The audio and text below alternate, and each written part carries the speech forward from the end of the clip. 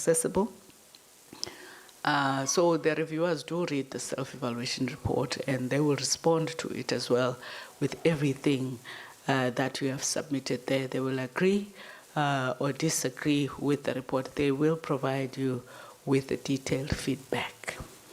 And feedback is not even written in writing by NRF staff. You actually have some of the members appointed to write that feedback. So it's truly done by peers. Okay, now I don't know if you're interested, you want to go for tea. What is the time? No, we got no time. It's 9:30, tea's at 10:30. Really? So let's go through what happens to your application when it comes to the NRF. The call is open for 5 months, as I said, and it used to go to a section called GMSA, which is Grants Management and Systems Administration section. Now the NRF has gone through a major restructuring so that we form teams that are fit for the purpose of the newly formed strategy. Now we want to increase the efficiency of business and the effectiveness of our work. We have now formed teams and categorized instruments where all functions in a team, we're forming core teams, a grants management person, a review personnel, and then those that make funding decisions. They work together and report to one manager, and this makes it easy for the work to be done instead of waiting for one department under a different manager to finish something, and then it goes to the next, and then we fight. But if they all report to one person, there will be better coordination. This over-the-wall effect that occurs when we have a functional structure as opposed to core team structures that are project-based, then that's what we have. So now the call will be open in the new structure. Hopefully things will go faster.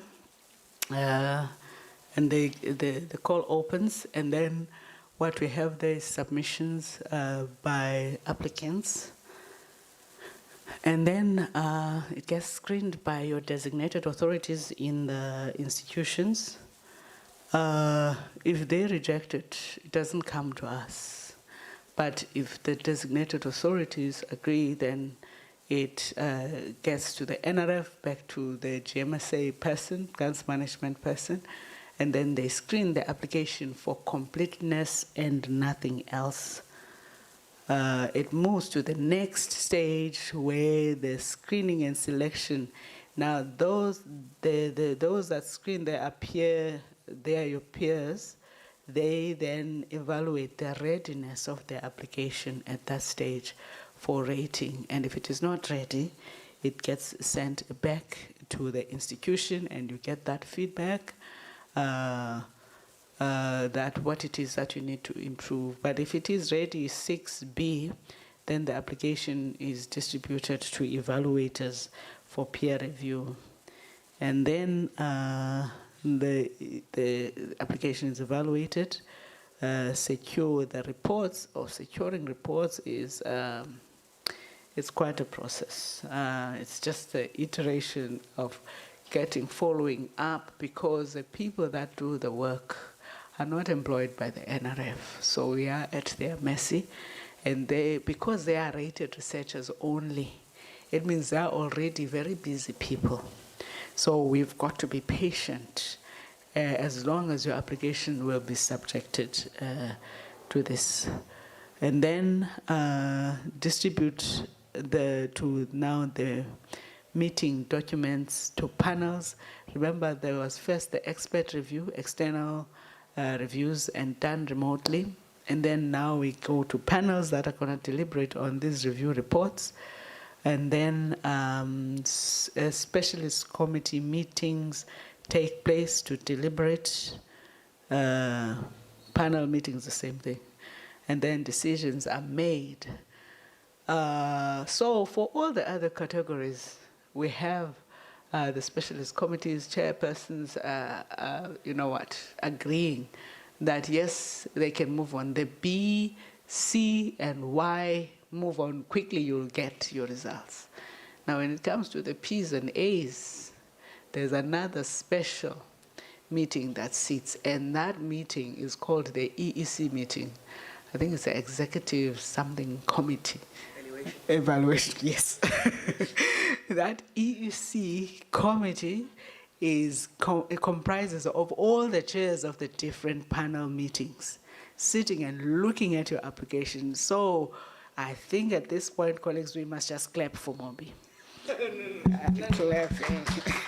It went to the EEC and it actually passed, and your work was recognized. It's important to affirm one another and recognize what one achieves. So it's quite an achievement, you know.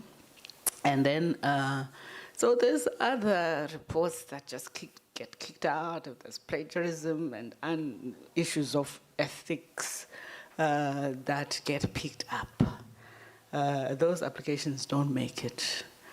Where are we now?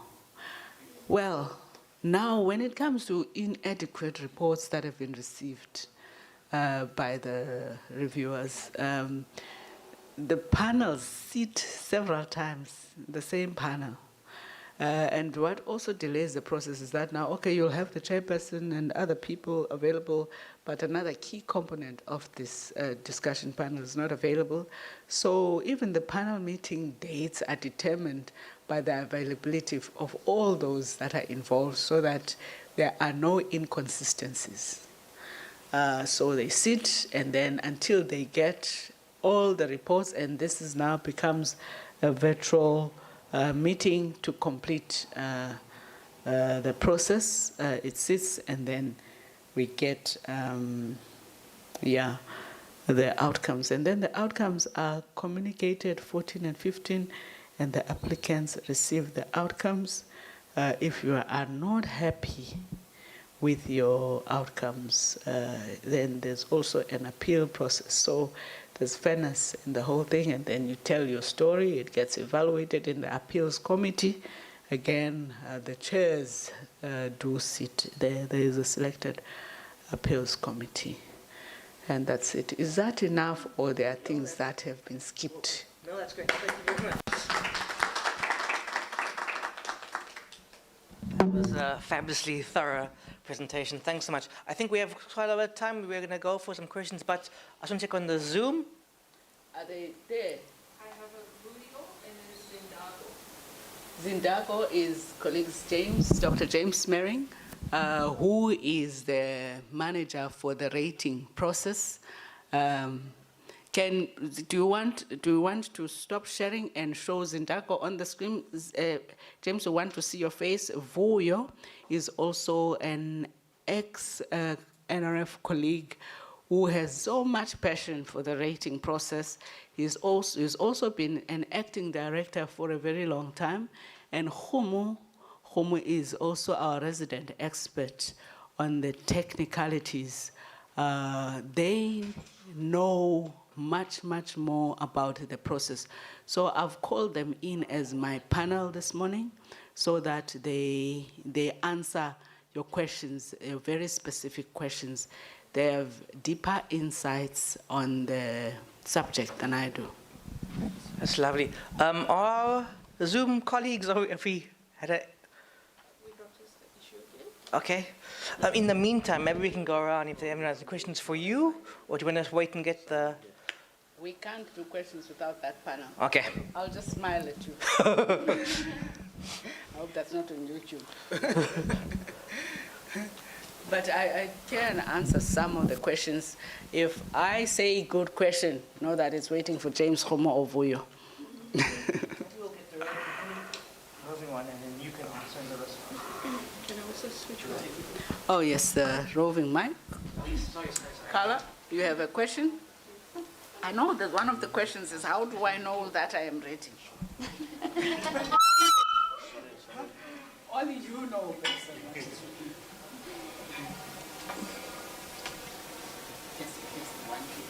The one is not happening. There you go, this one. Okay, testing 1, 2, okay. Okay, so I have several questions. No, I'm joking.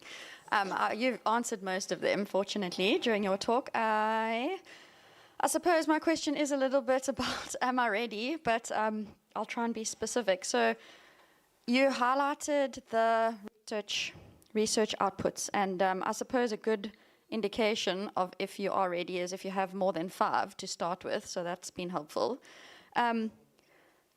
Must I ask one question at a time or just all of them? The first question is about research outputs. I do have additional slides, colleagues, which I didn't. There are a whole lot of nuggets written by those that came before us, but I didn't put them there. They just were making up to 50 slides. Okay, so there's a lot of information. Okay, let me put the mic down so that I can type. So I'm listening to you, Carla. Can I comment on that? Because I didn't have more than 5 publications. So when I was reviewed, but they were very highly impactful and big in their field. So I argued for why they were important. So it's not only quantity, it's also what they are and how important they've been in the field that really does matter. And because it's such a thorough process, because it's been reviewed by panels, if they identify that, oh, this big work you published in this big journal was like publishing 10 smaller papers, then that's also an acceptable way of judging. So to follow on from my question, I was actually going to ask what is considered a research output? Is it only peer-reviewed publications or are other types of contributions considered? Fortunately, Carla, I have a slide. Okay. But it's not going to be reflected. Unfortunately, that's the unfortunate part. There is another very detailed. So you will, on the CV first online, right? That CV is very important. The registration details. I wish I could project this. It's not a slide that is designed, it's just thrown with content. Registration details, your qualifications, research expertise, scientific domain, primary research field, secondary field, whatever. And then your student supervision, that's an output. And then the books, book chapters, articles in peer-reviewed journals. I do need water. Sorry, I think the aircon is affecting me. Yeah, when it blows right directly. Sorry. Book chapters, articles in peer-reviewed journals, colleagues, no magazines, must be peer-reviewed. Conference outputs. Now I've picked up that the conference outputs should lead to papers, not just presentations. Presentations are not a real output. Keynote plenary addresses, articles in non-refereed, non-peer-reviewed journals. Oh, okay, I didn't realize that. Other significant conference outputs. You can put technical policy reports, products, artifacts, prototypes, and other recognized research outputs. Now, these CVs are designed to accommodate candidates from all different fields of life, of science. Oh, thank you. All that water. Yeah, yes, this one is open. Sorry. So that's that. So what the NRF Connect CV and the requirements will guide you.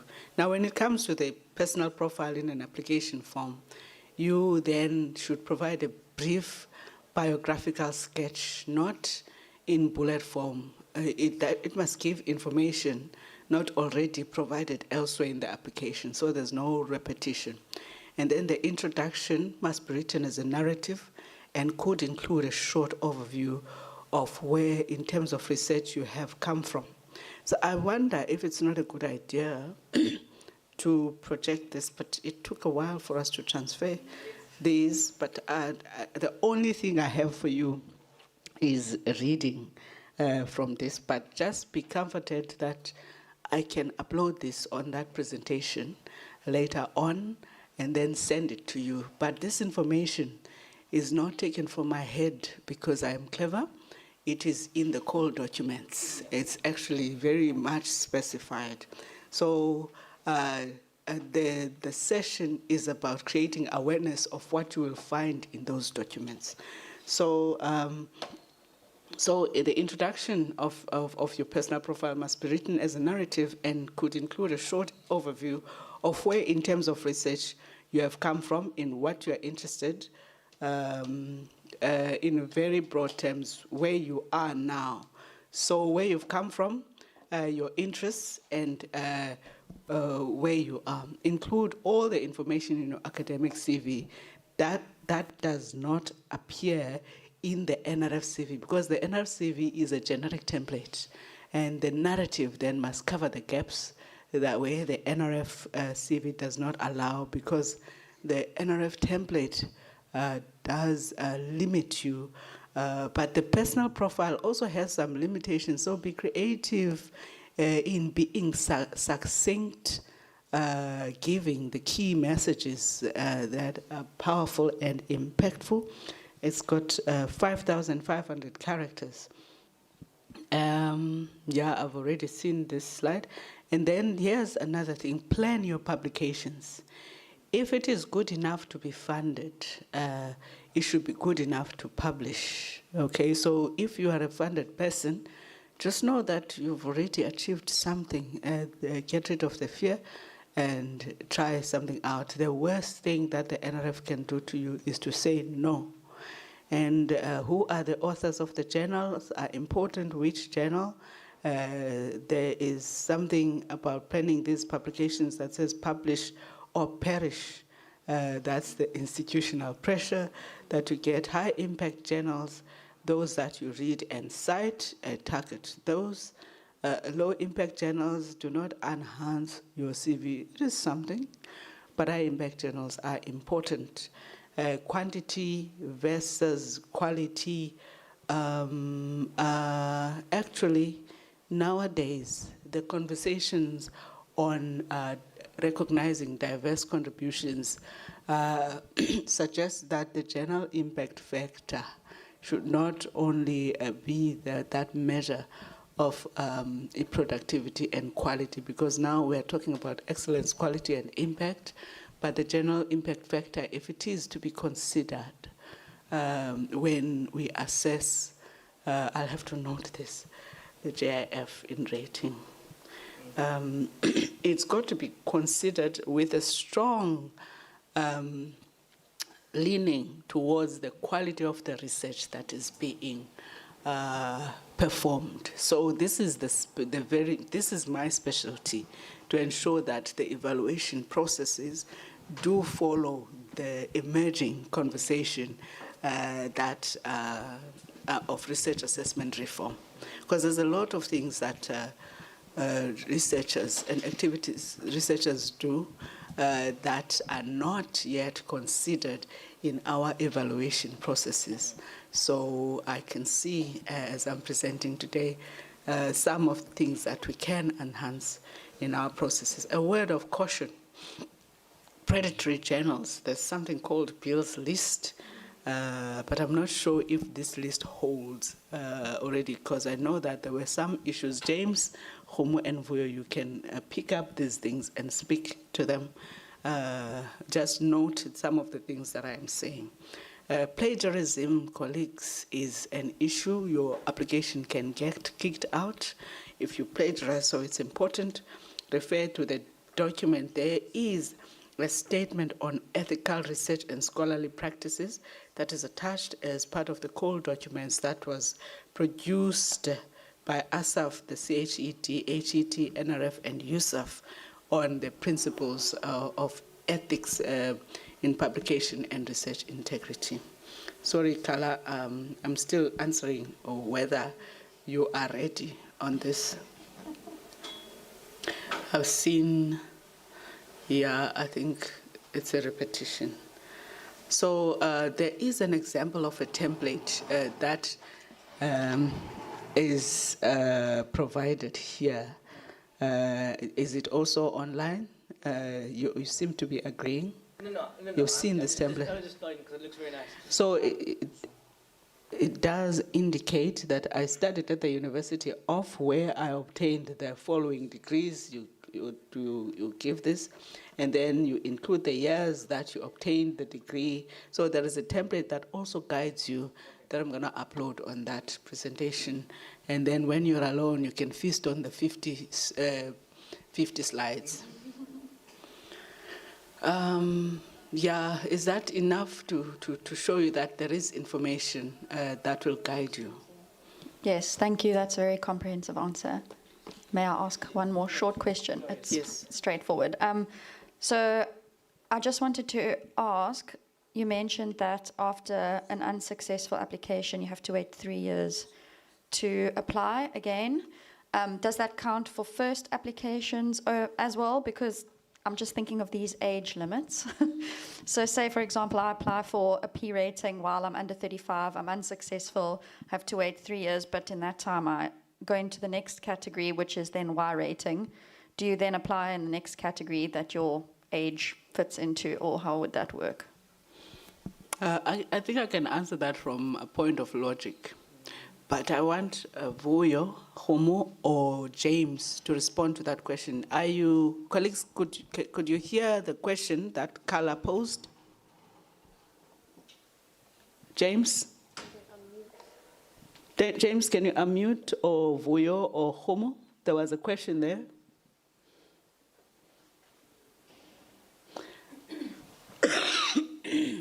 Hi, it's Homo here. Can you please rephrase the question again? There's Homo.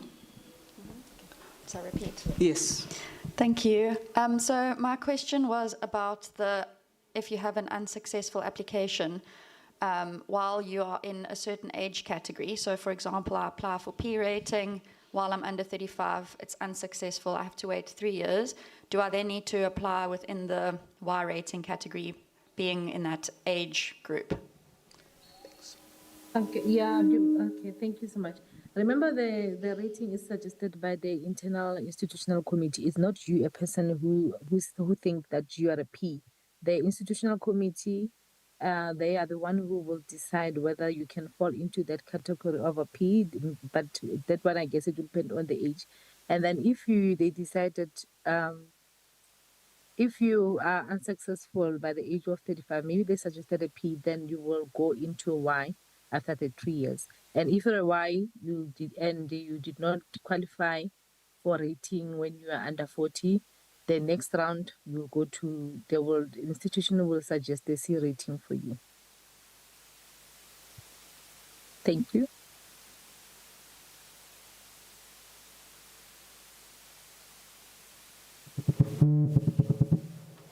Have we got everyone on the line? Okay, next question. Okay, just two questions, but just adding to Carla's question. So in terms of the outputs, because maybe for a particular age group or a rating category, you need a certain level of output. So if you were to be put in another, will the output still be the same in terms of the requirement, or do you actually need to, have a little bit more than maybe the previous one? And then my original question was around the impact. How do we define impact?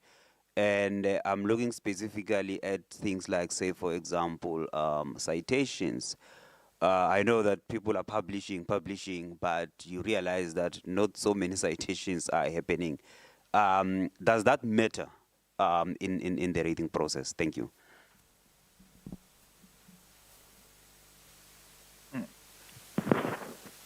Hello. Sorry. For your Homo or James, the question was, are the outputs for different levels or different rating category, is the expectation the same or is it different? Logically, it should be different. For an A-rated researcher, it's specified in the call documents. They do list what the expectations are. And also the criteria with which you get assessed is also, when it comes to the outputs, yes. Sorry. I just want to rephrase. Rephrase. So I am 40 years old. Mm-hmm. I've never been rated. Now I just graduated 2 years ago. So now, if, say, for example, in my mind, I should be qualifying, say, for a Y, yeah, is it a Y? Yes, a Y, it's a Y rating. But now, because of my age, now I have to apply for a C. So in terms of those requirements there, based on my age and the outputs, should I have more than what a Y should have? So meaning that, should I actually compete with like a higher, just because of my age? Not because when did I start, being in academia or anything like that. Thanks. So Okay. I hope they can answer you. Vuyo, are you there? Yes, Good. yes, I'm here. Hello, can you hear me? Okay, I've got the question. Thank you. My name is Vuyo. I just want to clarify the first thing. The Y rating doesn't mean it's a lower rating. It just means young rating. And we all know young means age, which means younger people. Hence, there's that criteria or the category of age.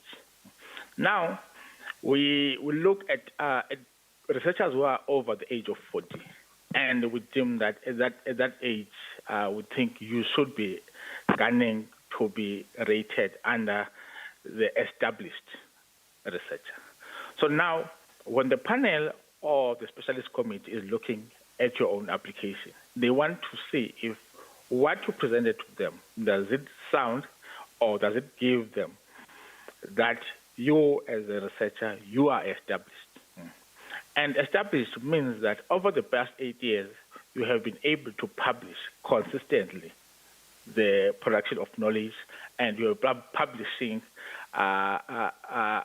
in journals that are reputable and are of high standard.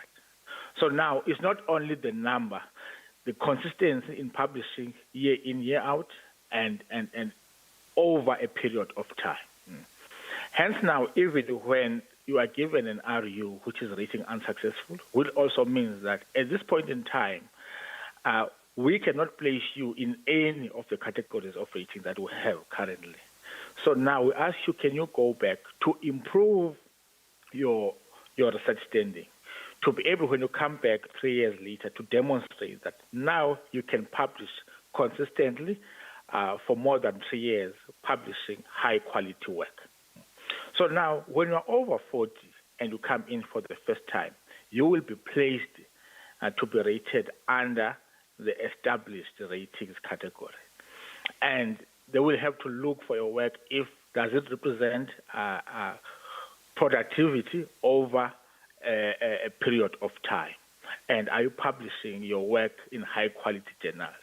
And can you prove that you are an established researcher?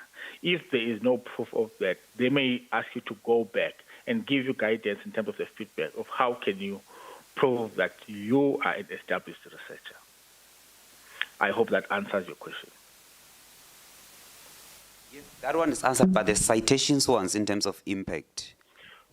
Yes, it's very important to know that reviewing rating is not done by the NRF. It's done by your peers, people who are doing research in the same area as you. Those are the people those are the reviewers or evaluators who review your work as your peers. That is, you as a researcher, you are requested to nominate 6 people or 6 researchers that you deem as your peers, who you think know your work best, and then the specialist committee within the NRF will also nominate 6 reviewers. So those 6 reviewers are the ones who guide the NRF in terms of what is your work having an impact? Is your work of high quality standard? Is your work being recognized at an international level? So now, based on what the reviewers are saying, and of course, we don't allow the researchers to just claim things and without substantiating to say this work of this researcher is high quality, and they have to substantiate that to say why is this work of high quality? Why is this work having an impact in that certain field? So that is determined or the NRF is given direction by the reviewers in terms of the quality of that work. So, in terms of the citations, in terms of the H index, those are things that are readily available on the internet. However, H index and the citations are viewed differently from field to field. Hence, the NRF is guided by the specialist committee of that field on how that researcher is performing. Thank you for your. I think So that's a very thorough. it's not one size fit all in terms of what kind of indicators to look at. Thank you. Thank you for your. I think that was very thorough. Any other questions? You got one of the. We are just the key thing that he was highlighting there is that the people who determine the impact is actually the reviewers in summary, right? And but I do note something that we do use a general impact factor for the publications, but I want to say it's being considered not the only measure of quality of your research. That's why you should not just be focused on the publications and general impact factor, because it has been considered as the DORA, not a true measure of productivity, right? I see it also in the DORA discussion group, which is a declaration for research assessment of San Francisco. But when you are articulating your other contributions, it's important to also highlight these contributions of what else you actually do, the quality of your research, and understanding what quality means in your field of research is important. Thank you. I think you can see, colleagues, it's a really very thorough process that NRF takes very, very seriously. So, yes, next question.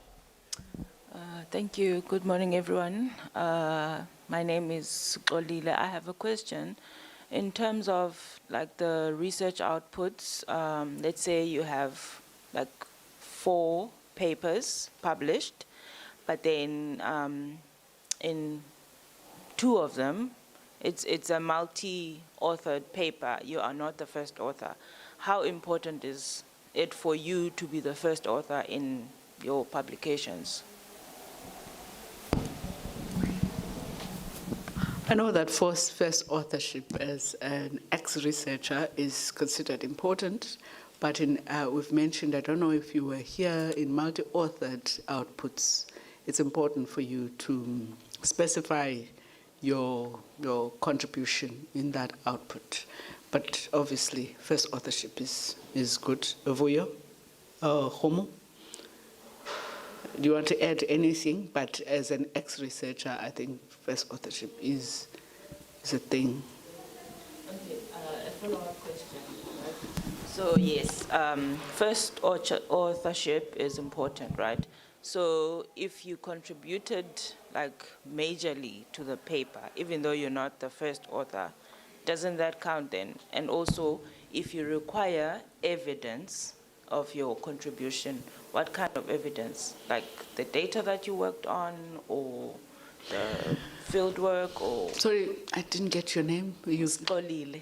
Skolile, I can't give you a specific answer there, because I don't really sit in the reviews. The only way I can answer that question is if I can read feedback of review reports and assessment reports from the rating, and then be very specific. So what I could do is to write down that question. If we don't answer that adequately here, we can get email addresses from my presentation and then send that question.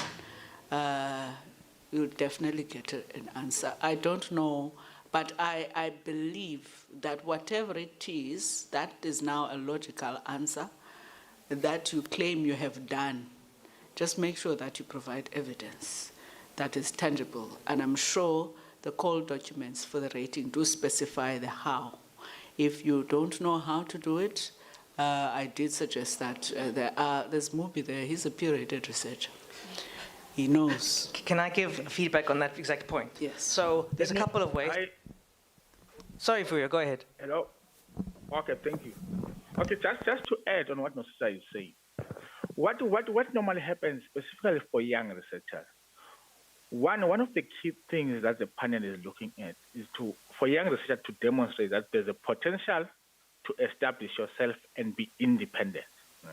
One of the key things about independence, to demonstrate on your work that now you are dissociating yourself from your promoter or your supervisor, becoming independent, publishing your own work independently.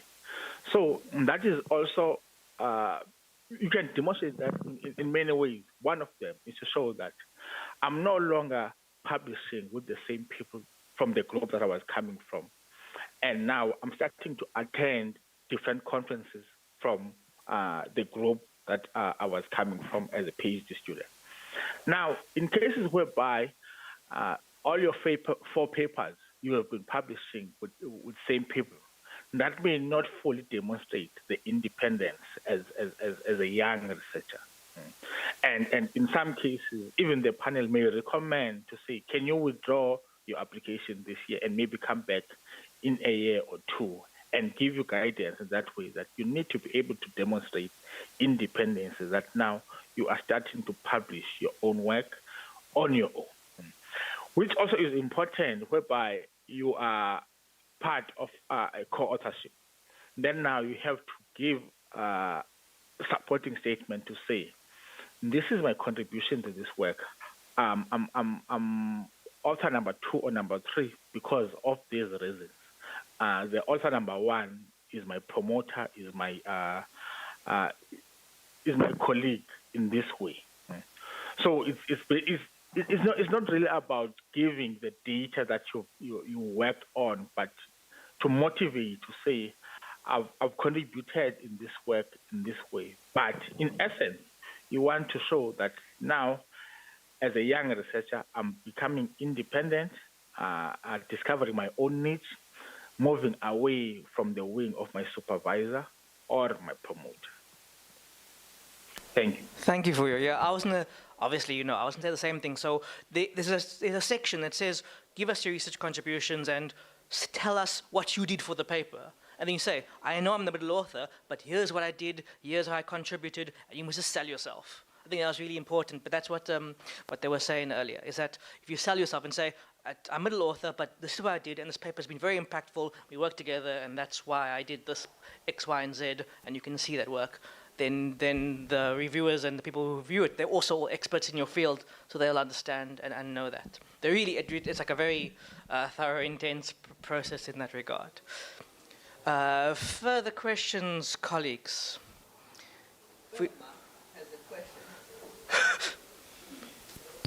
Not so much a question as a direction to one of my postdoctoral fellows over there, Dr. Mazwane. Is the first author your host or supervisor or something? So that will be a simple explanation? Very simple, yeah. Yeah, if the first author is your supervisor, then you can easily explain that. That's why that way.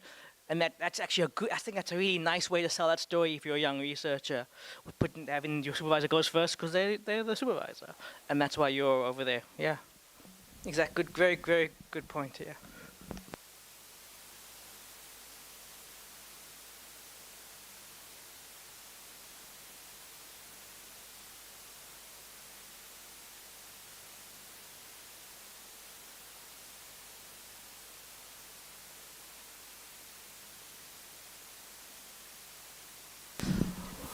Oh, so I don't think we have anything else for now. Oh, yes, there we go. Thank you so much. I came a little bit late. My name is Johannes Banye. I'm a postdoc with UCT ACDI. I want to check what is sort of the weight of articles compared to book chapters and also book monographs. What is sort of the weight of these 3 in comparison when it comes to rating?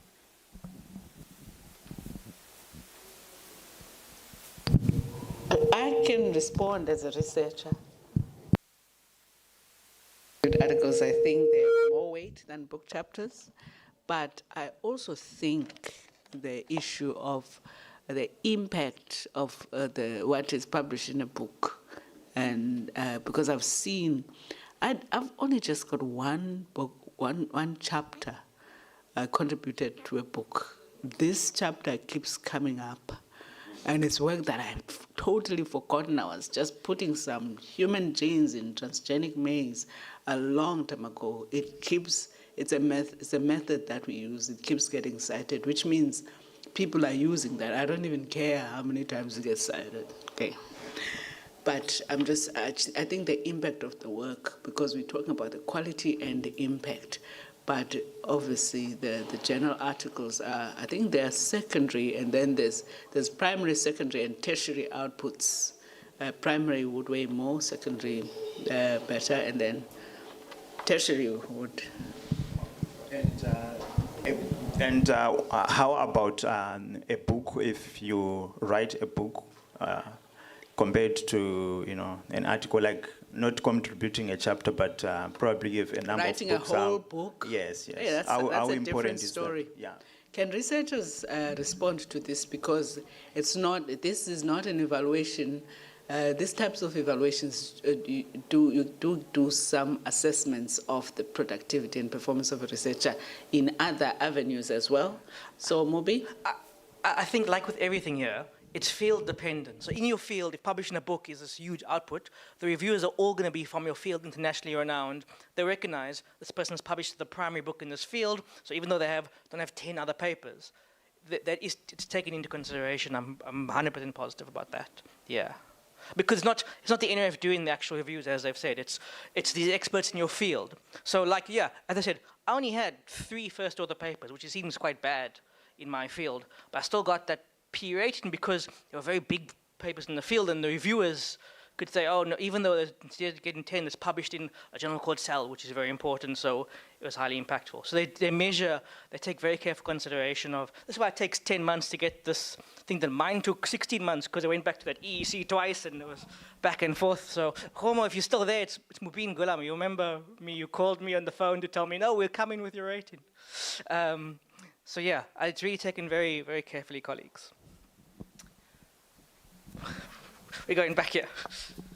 Sorry, I feel like I'm speaking a lot. While we're on I just have a comment, and maybe the NRF representatives can just confirm or deny, and a little bit of a question after that for clarity. So while we're on the topic of publication, something that I recently kind of discovered by accident was the value of review papers. So I don't know if those are considered with any more impact than any other publication, but I wrote a review paper, and within months it was my most cited publication compared to any others. So maybe just a suggestion to other postdoctoral researchers or researchers who want to be rated. If you want to improve your kind of H index, it's really valuable to write reviews, but I don't know if those are recognized any differently by the NRF to other publications. Well, both, I suppose. So Vuyo, Homo, are you guys online? Can you comment about review papers and how they're viewed?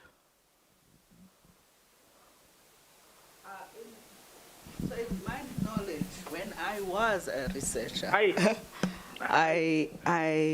yes, it is something. It is an output. Oh, you want Vuyo?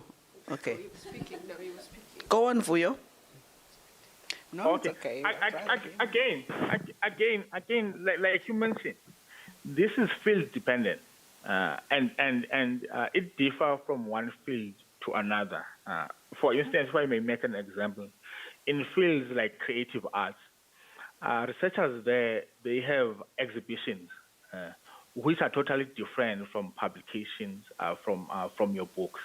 But the experts in that field, in the specialist committee, they know what kind of a research output that is, and they are the one that guides the NRF.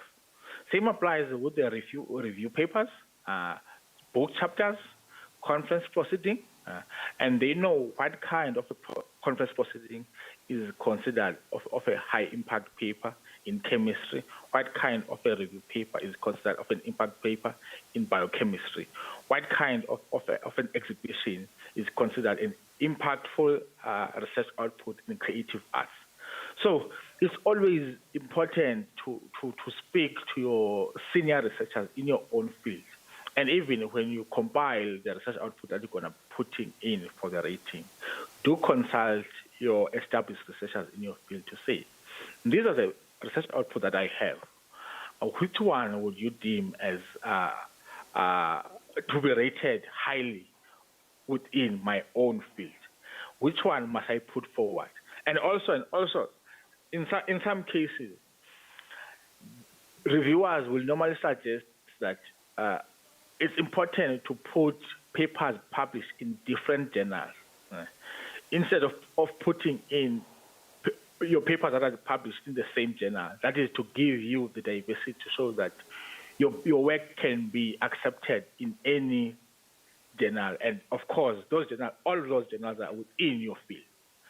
So what I would suggest in that case, NRF cannot really tell you to give you a blanket approach to say books are highly rated over the review papers. No, but it is field dependent, and senior researchers in your field or your own peers will understand what kind of research output are deemed as high quality within your own field. Thank you.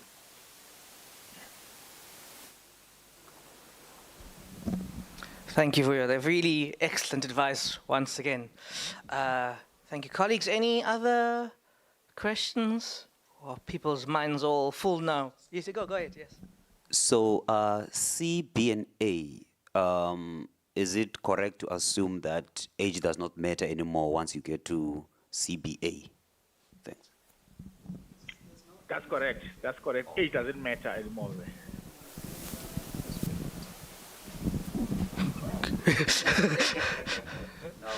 Yeah. Thank you, colleagues. If there's nothing further, I think we'll take a break for the session then now. Thank you very much to the NRF members online, and particularly for our lovely colleague who joined us in person, giving such a fabulous presentation. Thank you very much, everyone.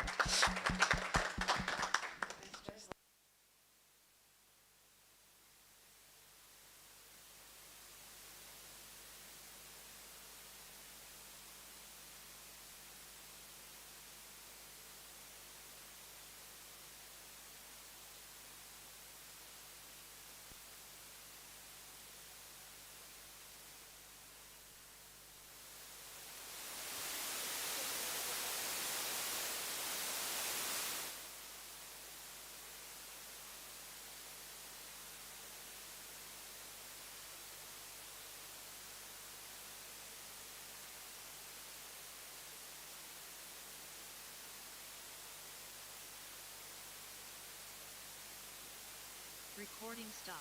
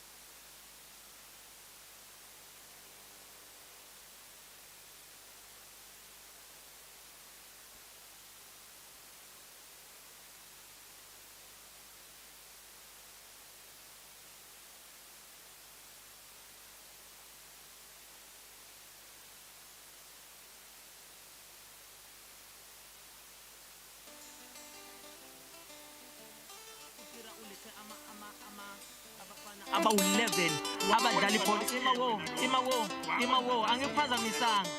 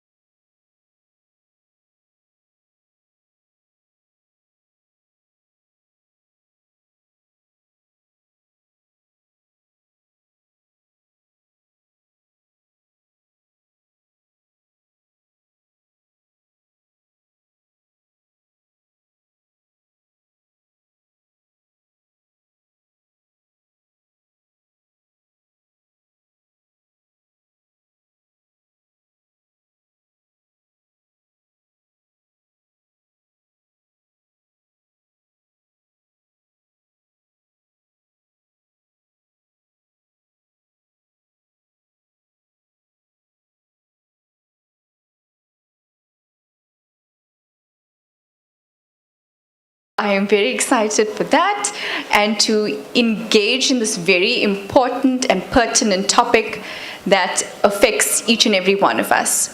So just to introduce us all, this is Dr. Storm Watson. I'm Miss Andrea Govender. This is Dr. Jackie Lick, Advocate Lindy Kutsia, and Ms. Rekhane Abrahams. We also have Mr. Luan Ruet, a member of our project as well. We are an interfaculty team at the Nelson Mandela University, where we have representation from each faculty from the Nelson Mandela University. And the purpose of our project is quite a united philosophical approach to student attendance. When we speak about student attendance, we are referring to attendance to all academic activity and the issues that arise when students do not attend, irony of that, as we sit here in an almost empty room. But it is a matter of concern, not only for our university, but at higher education institutions throughout the country and throughout the world.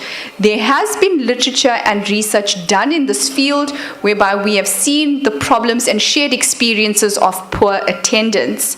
And poor attendance is not just a problem faced by students. It is a problem that we experience as academics, as an institution. It affects not only the student success, but our ethos and culture as an institution as well. And because it is such a significant problem, how are we going to address this? What measures can we put in place to intervene?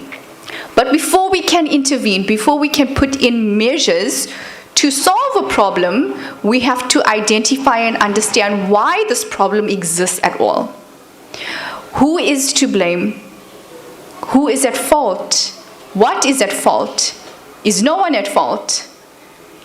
And from there, work together meaningfully, because we cannot work alone, we cannot work in silos, and that is the whole purpose of coming together as an interfaculty collaboration, to look at this shared experience and problem and say, what can we do together to address this for the success not only of our students, not only for our faculties, but holistically as well. Again, punting that humanizing philosophy where we really embrace the student-centered approach of the Nelson Mandela University and value one another. So that is the purpose and the reason as to why we are here. We are going to take on a very conversational and comfortable flow in this panel discussion, whereby each and every person will be sharing experiences. You are free to share whatever you would like, and please feel comfortable. But before we move on to that, I'm going to hand over to Dr. Storm Watson, who's just going to explain this Mentimeter activity that we have for you. Okay, good afternoon, everyone. As Mrs. Governor said, I'm Dr. Watson, and I just want to illustrate that we've got this Mentimeter platform that we utilize. So what Mentimeter basically is it gives you the opportunity to provide inputs as an audience member without saying your name or without giving information available or any identifiable information about yourself.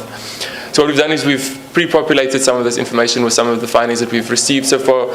So when we look at things like what are barriers of attendance to students and to staff and to lectures and events like these kind of things, then we've identified things like timetabling clashes, food security, cleanliness, and all these kind of aspects. So what we want you as audience members to do is, if you've got a device with you, a web-enabled device, if you could scan the QR code, or you could go onto Mentimeter and just use the Mentimeter code 7418286 to then actually log in and to give your input as to what do you think are barriers to attendance, and also not just what are barriers to attendance, but what factors actually make learning more enjoyable. So things like interactivity, application, collaboration, those kind of aspects, what makes it more enjoyable for you as a student or you as an audience member or whatever situation it is to make this learning more enjoyable for you to actually then attend. Because you know when it's more enjoyable, the attendance generally is quite better as well as a result of that.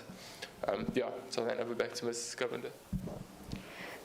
Thank you so much, Dr. Watson. So if I could urge you all during the session, while you see the slides on the screen, if you can just use the QR code to engage with us and to share your insights, and please be reassured that nothing that you post or nothing that you present to us will ever be published. We will never use this information. We are just trying to get an idea of your experiences. So you are safe, you are anonymous. We promise that your safety is always first, especially at our institution where we have one of the strongest ethical protocols that we follow and adhere to. The other purpose of the presentation that we have today before I hand over is just to explain that this is the rationale behind our study and our project, our thought processes and why we are here. To let you know that there is going to be a data collection process to follow, whereby after we have been ethically cleared, we will be requesting the participation of the Nelson Mandela University, and we would really appreciate and really value your support in this, because as we said, there's a shared vision, a shared problem that we would like to address. So thank you very much, and I hope we all enjoyed this discussion. I'm going to hand over to the Deputy Dean of the Faculty of Humanities, Dr. Lek. Thank you, and good afternoon, everybody. It's really wonderful to be here and for us to be part of this interfaculty research project. So my role is just to tell you about what we did in our faculty about this issue, or what we are trying to do. It came to our attention, well, it has been coming to our attention that attendance has been poor before COVID, I think, as well, and after COVID. And if you move to the next slide, you'll see that the first online survey that I've got there shows that attendance is actually a global concern. It's not only at Nelson Mandela University that it's a problem, not only in the Eastern Cape or South Africa or Africa, globally. Students, there's been a drop in attendance, and especially post-COVID. So Times Higher Education, they did a survey, and they found that many of the students, they asked the students, why are you not attending class? And a lot of the students said that it was, they don't feel engaged in class. And then we, in our faculty, did our own survey. It was only, I think, 2 questions. You know, we were wondering, where are our students? You know, where are they learning? And you know, what are they learning? Then we asked them, are you attending? It was very rudimentary, we realize now. We asked closed questions, and Advocate Kutsias told me, don't ever ask closed questions. We asked, do you attend class? And they all said, yes. I think they didn't realize that they're anonymous. You know, we said you're anonymous. And then we said, well, if you do attend class, why are you attending? And if you don't, why are you not attending? It was a very small sample, only 300 students responded. And as you can see there, most of them said that shuttles was the main reason why they're not attending. A lot of them said, we're opting to study in another town, but we at Nelson Mandela University, that was very weird. So they online, they say. And then lecturer engagement, they said they felt that the slides, the lecturers are reading from the slides, and why must they attend? They can get the slides on Moodle. So those were the things that they said, and those were just the survey and the survey responses. If you just go back quickly, Storm, if you just, the George students said that it was very expensive to live on the George campus, and a lot of students said they're working. And they're struggling to survive just on NSFAS. Okay, so you can move on. Thank you, Stu. Then we then thought, what can we do about this? And we discussed this in our teaching and learning committee, and then we said, wow, there is this rule that the university says that each faculty can have its own attendance rule of 80%. Should we do that? Should we should we do a Moodle attendance at the end of the class? And another thing was, maybe we must just be more engaged. We mustn't just talk to our students, and we must engage them more. Or how about at the end of the lecture we just have a random quiz that counts, and we won't tell you. You know, should we do that? Should we just then opt for hybrid? And then just reconsider what we are doing. Are we using yesterday's logics for we are expecting our students to show up. So these are the things we still are thinking about and why we've joined this research project. And now to move to my last slide, is for us I'm just going to talk about my faculty, why it's important for our students to see each other. Our disciplines have got to do with the human condition, what makes us human. And how do you see each other if you are online and if you're not in class? And how do you engage then with what it means to be human if I don't see you? One of my colleagues always says, you must be in the class with the priest and the drag queen sitting next to you. You must see difference. You must be able to see inequality, see, just people in all their full humanness, if there's such a word. So our modules can be very complex. If I think of philosophy. The students need to be there to engage with philosophical questions and arguments, and to build the community and to build these solidarities between our students. And then our modules are practice-based. How you can't learn a guitar when you're not in class, or do fashion or design. So there you can. I've just given some photographs taken by one of our third-year students. Just to illustrate the kind of seeing and engagement we want. So we are still grappling with this, but just to let you know that this is something that concerns us deeply. So I'm going to hand back to Andrea. Okay, I'll hand over to Advocate Kutsia. So formal. Good afternoon, ladies and gentlemen. Thank you very much.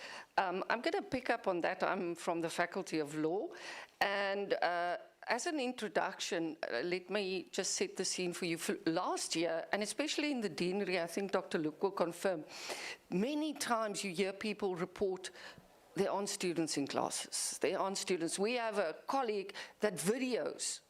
He lectures service modules for business. And he videos whoever sits in his class. Then there's supposed to be like 700, and then there's less than 100, So we picked up on that. And at the beginning of last year, our first-year academics were very concerned. So we did an analysis of their first tests. They have 4 different modules. The one is continuous assessment, but 3 other modules. So we checked their marks for the 3 modules.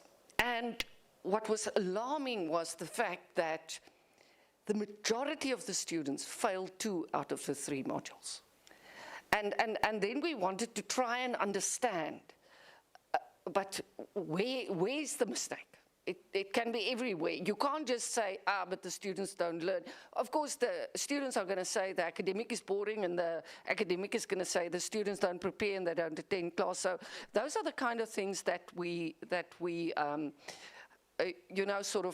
take part in. So when our faculty management committee resolved about our rules, now the university is regulated by rules, and of course being the law faculty, we will be very strict with compliance with the rules.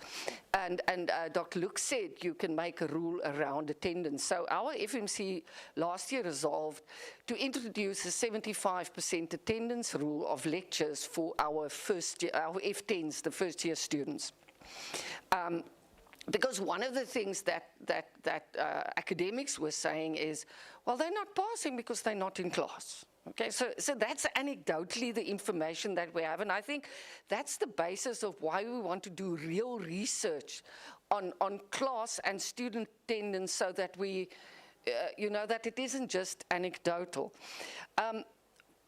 The rule that we adopted in the faculty is you must have 75% attendance, both of face-to-face and online attendance, in order to gain entry into the exam.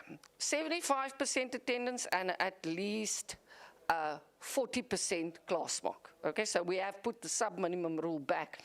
Now, if you don't have 75% attendance, our rule says you can gain attendance without entry to the exam without 75% attendance, provided your class mark is 50% or more. Okay, that's the rule that we adopted. Guys, then going into, and before we go into the slide, going into this year, this is what we've done now. In the beginning of the year, our first year lecturers were explaining, the classes were full, people were attending.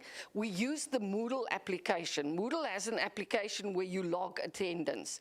So it isn't physical registers, because that would be a lot of admin for the lecturers. And I can tell you that some of the older lecturers that are as old as me had a little bit of a problem of getting used to the Moodle attendance thing, and I think they still hate us for introducing it. But guys, what was good was when we did the first round of tests this year, and we compared the class averages this year to the class averages of last year, of the first test, they were higher, okay? So we said, well, okay, something must be working. The one thing that we know we changed is class attendance. But the story doesn't, research has successes and failures, and one must admit your failures as well. Once the tests became more and more, the academics started saying, I don't have 400 students in my class, I must have 400 students. My Moodle attendance is showing that I have almost 400 students, but when I do the head count, there's only 40. So the students had figured out how to crook the system.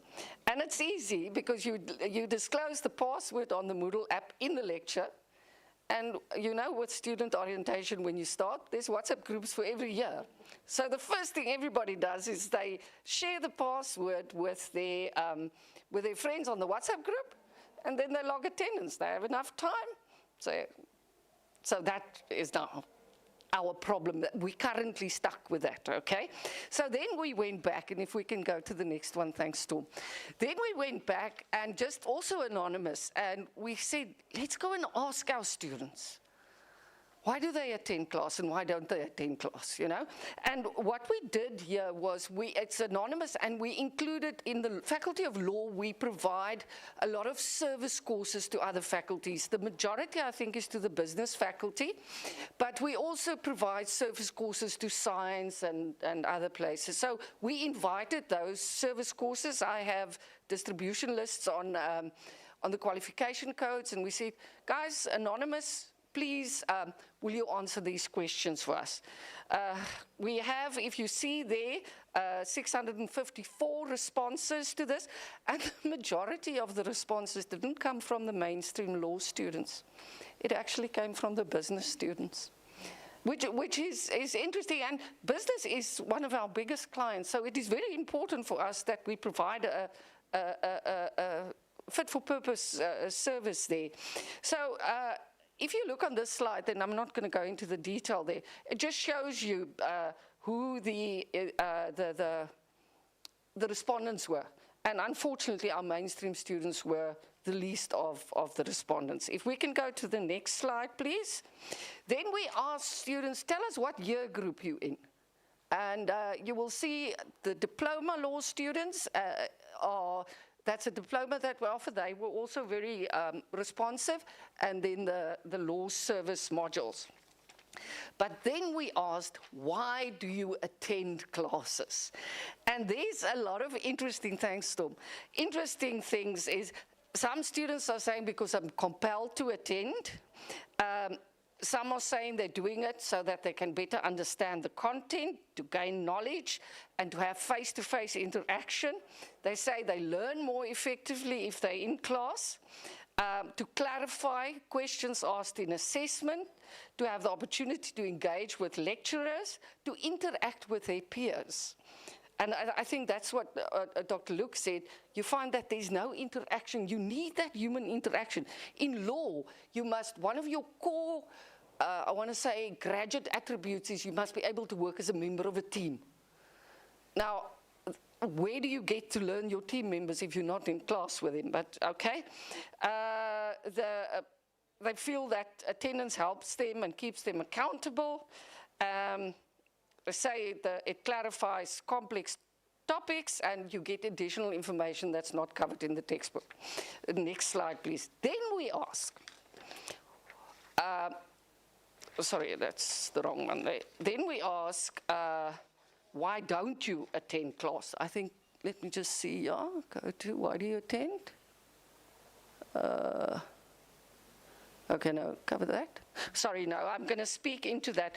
I think that slide went missing. I'm so sorry. Guys, but I think that this is actually, and I'm very sorry about that slide went missing. So it's the most important slide for me, is why don't you attend?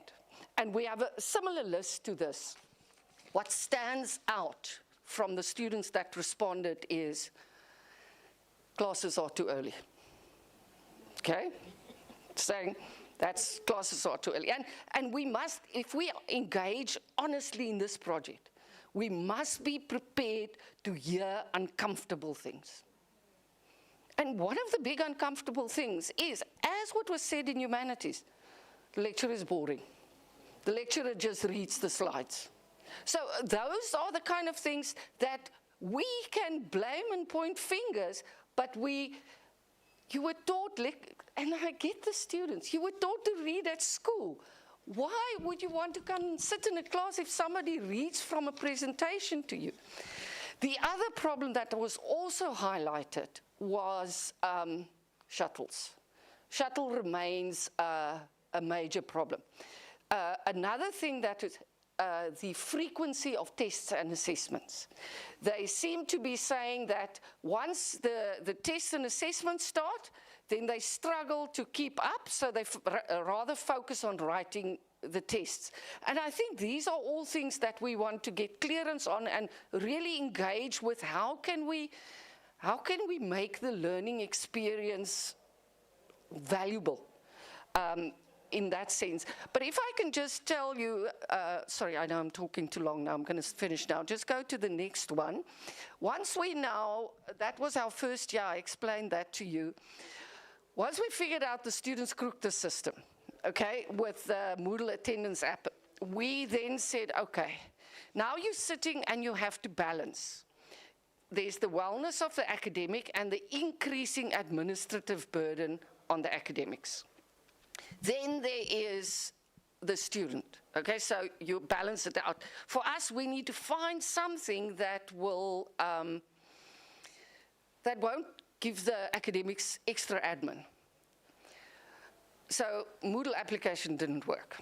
The e-technologist and I went in search, and we found, we found technology, okay? But this is just, we're coming into the university budget cycle. So we were thinking, you know, maybe we can motivate for CapEx equipment. This is a device that scans biometrics, okay?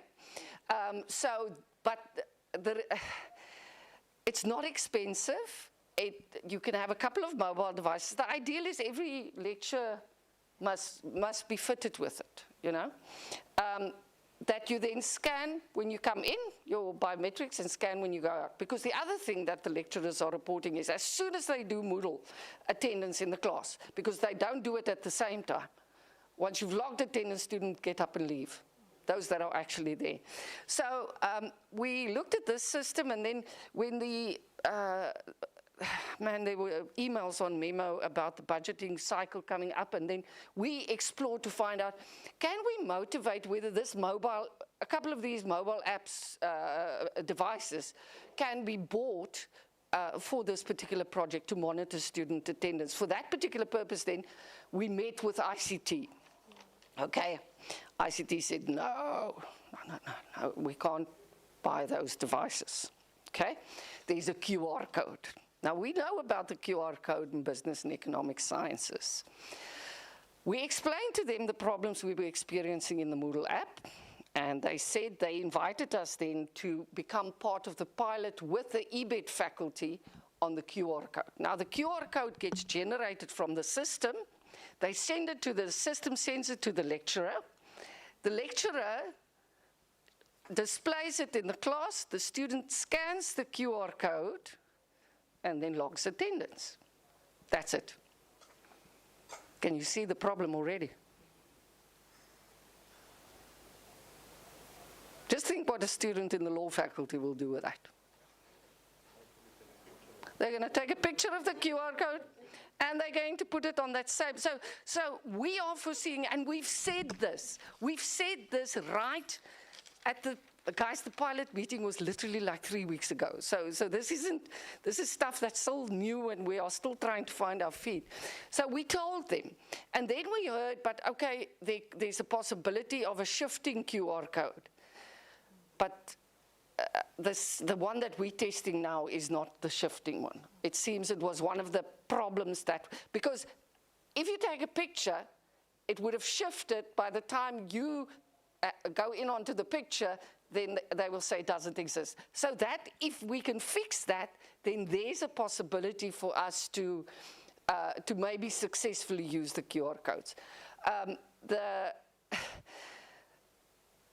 modules that have different codes, and we have many of those. The system generates a QR code for every module code.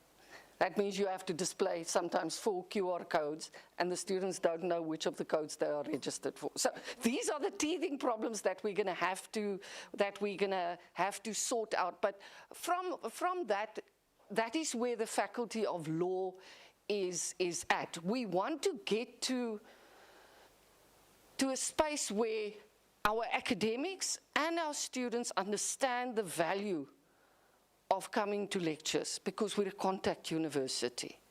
And if that means that the students must do introspection and we as academics must do introspection, then there are things, and this project will help to find out what are the things that we can do to improve. In the end, we want to improve student success. And yeah, that's just in a nutshell. Thanks very much. So shall I hand over to... Thanks. Sorry, I spoke a lot. No, but I think it's such wonderful insights, because it's things that we've all experienced or we can comment on. And something that's very interesting for me is the fact that the Nelson Mandela University currently has over 31,000 registered students that would be in their undergraduate and postgraduate. However, if you are to take a walk on any campus on any given day, you don't see over 31,000 of anybody. And that begs the question, where are our students? So what is the student life that's being experienced as perhaps preventing students from coming to class? Or if maybe learning is happening in a different platform, in a different place that you deem more conducive to the traditional face-to-face classes, what can we do to maybe change our style to ensure that we meet you halfway? Because at the end of the day, we want to see you. That's the purpose of our jobs as academics, first and foremost. Yes, we do have other aspects to an academic's role, research and engagement, but learning and teaching is quite a big chunk of it. And if we are to sit back, as Advocate Katsia has said, and not try to intervene or create a strategy whereby we can address this problem that's being experienced, then I think that we are really not in a good place. And I think that it's very important to gain the student voice to this problem as well. So before I hand over to Dr. Watson, is there anything from the room that you would like to share from the students that are here? Yes. I'm not a student, I'm a staff member. However, I do have a child that's a student. Thank you.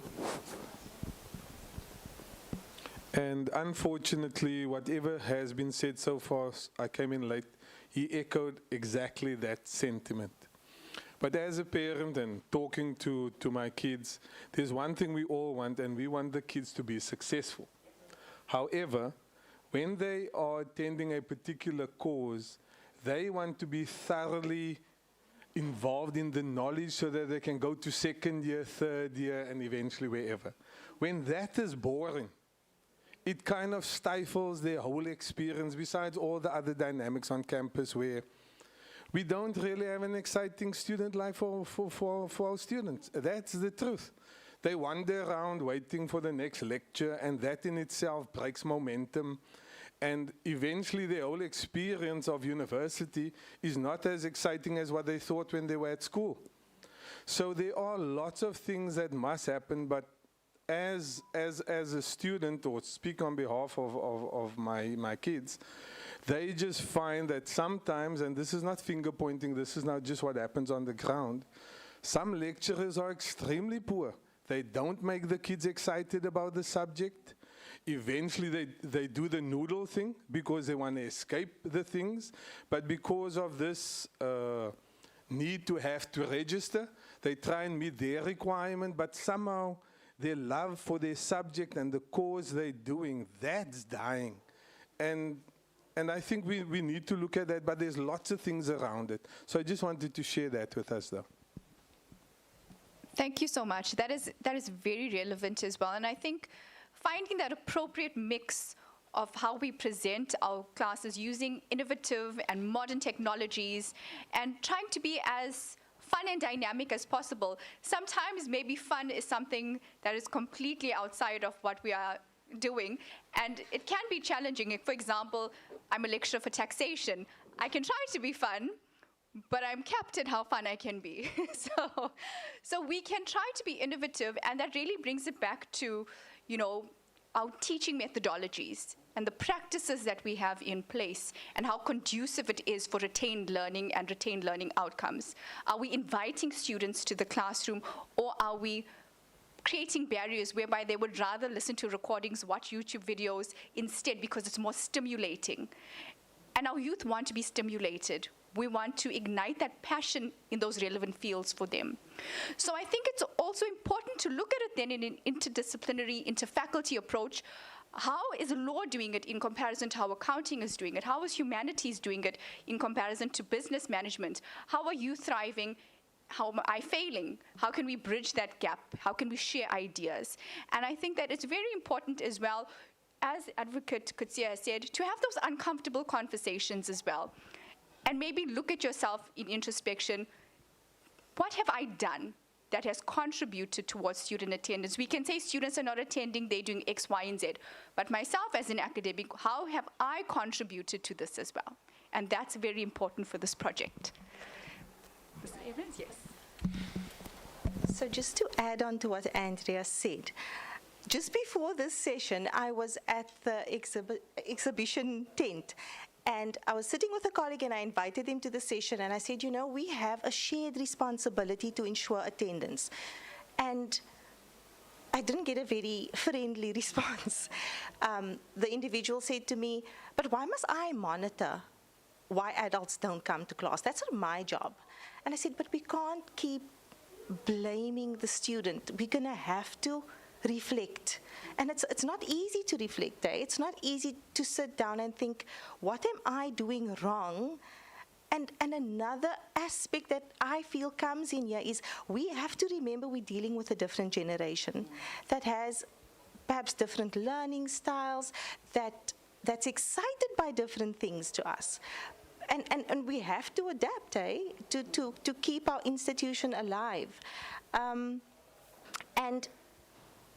I don't know if I should bring this in at this point, but what was very sad for me, and I think this is where I realized just the difficulties our students go through. We often sit around and we think, oh, the students are not attending because they're lazy. That's the easy excuse, And last year and this year, 2 students approached me with very sad stories of why they're not attending, and that wasn't even on my radar. And that changed my view that when we are sitting in a classroom, we are looking and teaching humans. I don't think we always get that. The one student in particular came to me and said, ma'am, I put my all in, and you can see I don't produce the best results. And I want to tell you the reason for that. I want to share the reason for you. It's because I'm being bullied by housemates who are in the same classroom. And they tease me, and she broke down. She said, it's causing me to be depressed. I don't want to come to the classroom because I don't want to face them.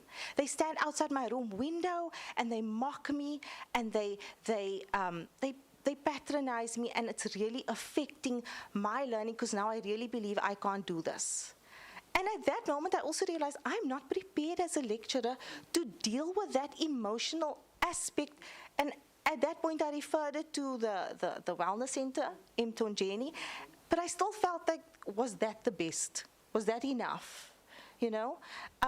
The other experience, a lot more traumatic, the individual said, I cannot come to the classroom because I'm sitting in the same class with an individual who violated me. And that just blew me away. Again, what can I do?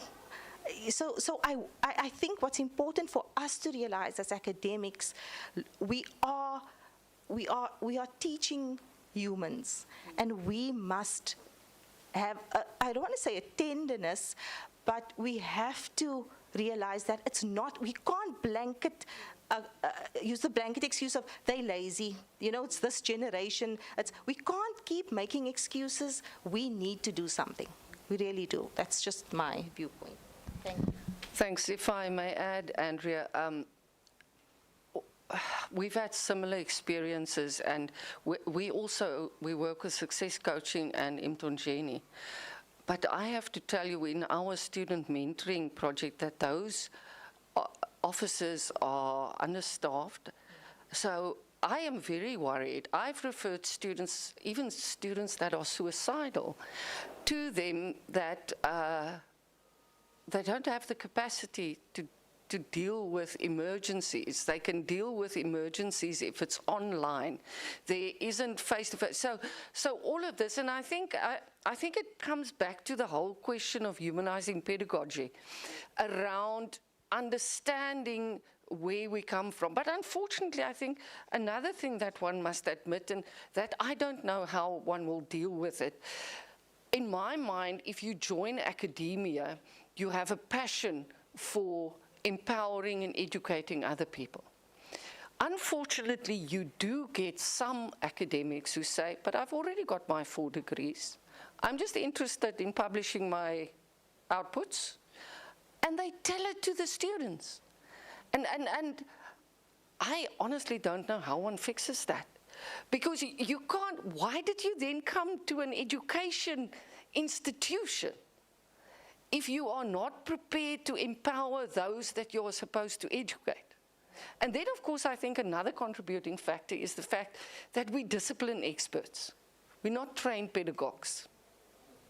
Only the education faculties, I don't know, and other people who have done postgraduate training in learning and teaching. So I think there's a variety of factors that contribute. It might be a longer project than we anticipated. Is there anybody else that would like to share? Yes. Hi everyone. I'm not sure if I'm gonna make my point clear. I'm quite nervous, but then I wanna add on to those factors that influence students not attending and all that. I heard them speaking of types of traumas, and I wanted to add on that because we know that different students come from different backgrounds, and from where I come from, there is that thing when you're in high school, you are always told, keep on pushing. You're going to finish grade 12 and you're going to have your final rest at university and enjoy rest life. So students come from high schools with that type of mentality that where I'm going, I'm going to enjoy.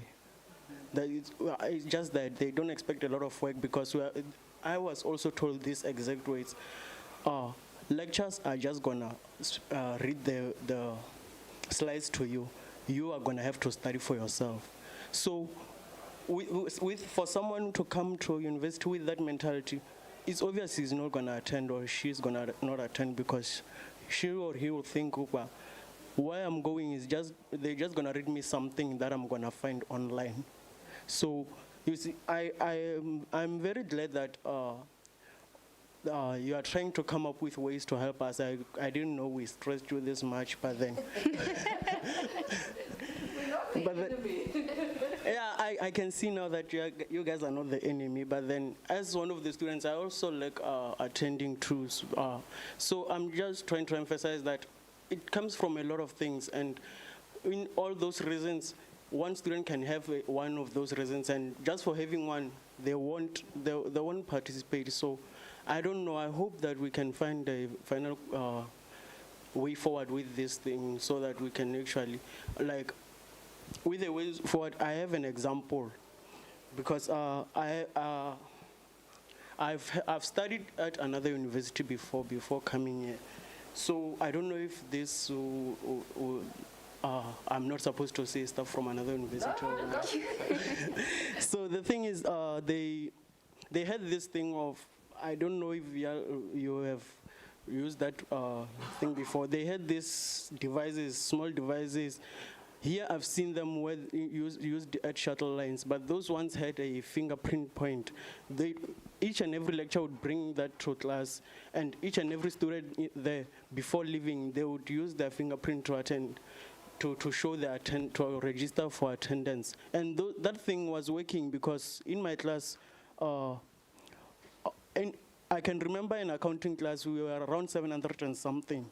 And we would see the numbers were there. Each and every class, there were around 400 students, 500 students, and I believe that is a good attendance for a lot of people who come from a lot of background things. So I don't know which way would help now, either a soft approach or a hard approach, like motivating them to come to attend in a way that you are just showing them the purpose, giving them motivation, or you're just forcing them.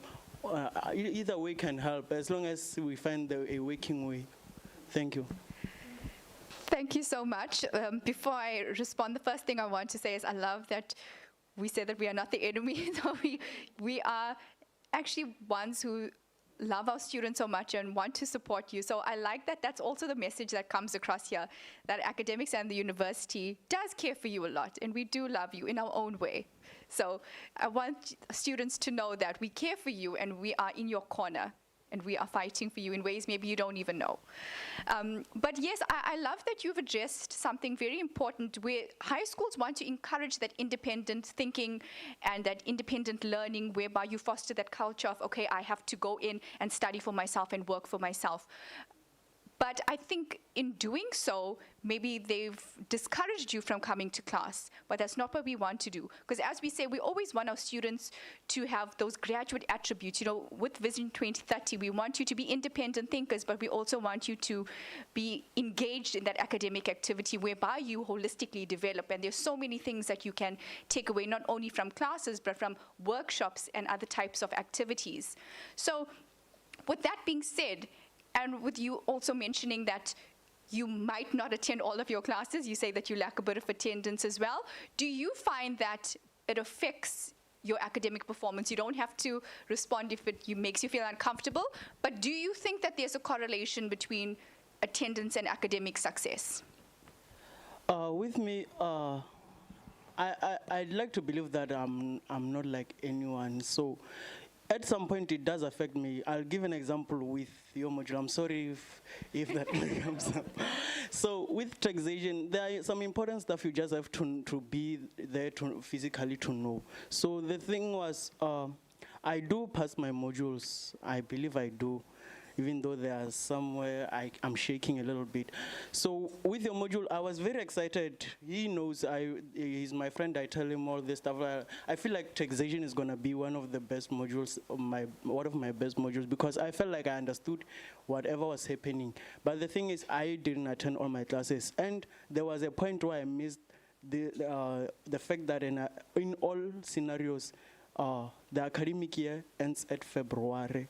The end of February, and it begins on the 1st of March. So me, I'd find scenario where the scenarios I would just look when the business started, and I'd consider that as my final year end and the beginning.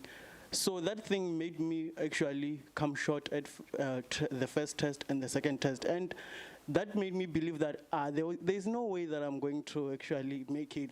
There's no miracle coming here. But then surprisingly, on the last day, I'm sorry to tell you this, but I focus more seriously on the last day before the test. I found out that information on the internet that actually it applies on all situations. And I went back to look at the examples I was doing, that I was doing these things wrong, because if I apply that financially and I get correct answers that are there on the supplied memorandums and all that. So that actually made me go and pass my module, and I'm actually happy that I did make it. So for me, it does. I'm trying to show that it does affect, in some way, it does affect how I go about passing my modules and all that. But then at the same time, I feel like I can still pass at the same time. Just that I was unfortunate at taxation, so it makes me want to attend more, because I was going to feel that if I didn't find that information. No, thank you so much for that. And the reason why I asked that is to also pose this question to my colleagues as well. My personal experience as an academic is that attendance does have a correlation to academic success. And what are your experiences in this regard? I think we all could have a story in which we could say how poor attendance has led to poor results and poor throughput. And sometimes we scratch our heads and we think, well, what did I do? Because the level didn't change, the content didn't change. So what did change? So I think that's also something that we have to really critically examine to identify what has been taking place and how is the attendance now affecting the academic performance. Colleagues? Okay, so good afternoon again, everyone. So yeah, so I've got a first year module called Introduction to Business Management in the first semester and Introduction to the Business Function in the second semester. So we've got roughly about 1,700 students across South Campus, including George Campus and those kind of aspects. So when it comes to the second semester module, there is an aspect called costing management, financial management, and then outbound logistics, which focuses on purchasing. So to put all those boring concepts together, there's a lot of calculations that happens when it comes to that. So the only reason students come to class for those lectures is for those calculations.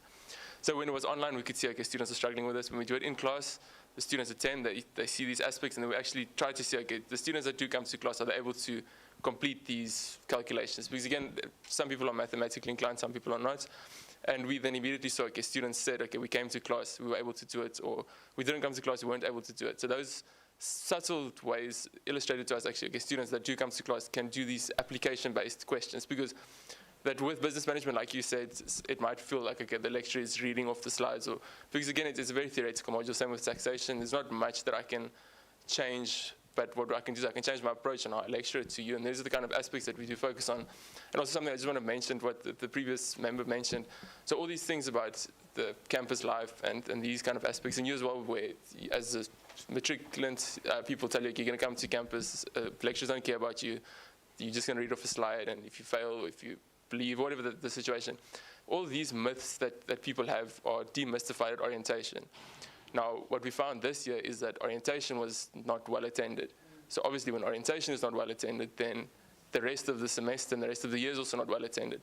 So what we then tried to do as part of the orientation committee for the faculty is we tried to say, okay, what can we do to improve campus vibrancy? And when it comes to campus vibrancy, is what makes you as a student want to come to campus, apart from being at res and apart from coming to class. What do you do from your 7:45 till 9:05, and now you've got a gap from 9:05 until 11:45. What are you going to do in between then? So if you don't have anything to do, you're going to go home. You're not going to come back for the 11:45, which is, if we're being realistic then. So we want to try to see what is campus vibrancy, what can we do to improve the life on campus, to things to do that's fun, have a place to get a nice decent cup of coffee or a place to have something to eat. And these are things that we are actively looking into to try and see what can we do, because we know that students that come to orientation have a better academic experience because they know what to expect, and obviously they know, okay, I can go to a food truck, or I can go to a cafe, I can go to whatever the situation is. They're just more inclined to then utilize those kind of aspects. So these are things we are looking into, trying to see how we can improve campus vibrancy, because again, that is one of those factors that really negatively affect the experience, because if you don't come to campus, if there's nothing to do, then your lectures might be boring, because there's also another saying that says if your Maslow's hierarchy has not been met, so it's all the needs that you need as a human being, then the Bloom's taxonomy is almost irrelevant to you. So if you don't have those self-actualization needs and all those physiological needs, then you don't really care about all the other Bloom's needs that need to be met. So those are kind of things that we are looking into, and the reason for the study, obviously not just focused on that, but that's a very big aspect of the study, is trying to see what makes you not want to come, what makes you not come. Is there something we can do to address that that's within our control, or that we can then take up to the senior members of the university to try and see if there isn't a solution to that. Yeah, this is my input. So let me ask a question. You've been focusing on class attendance.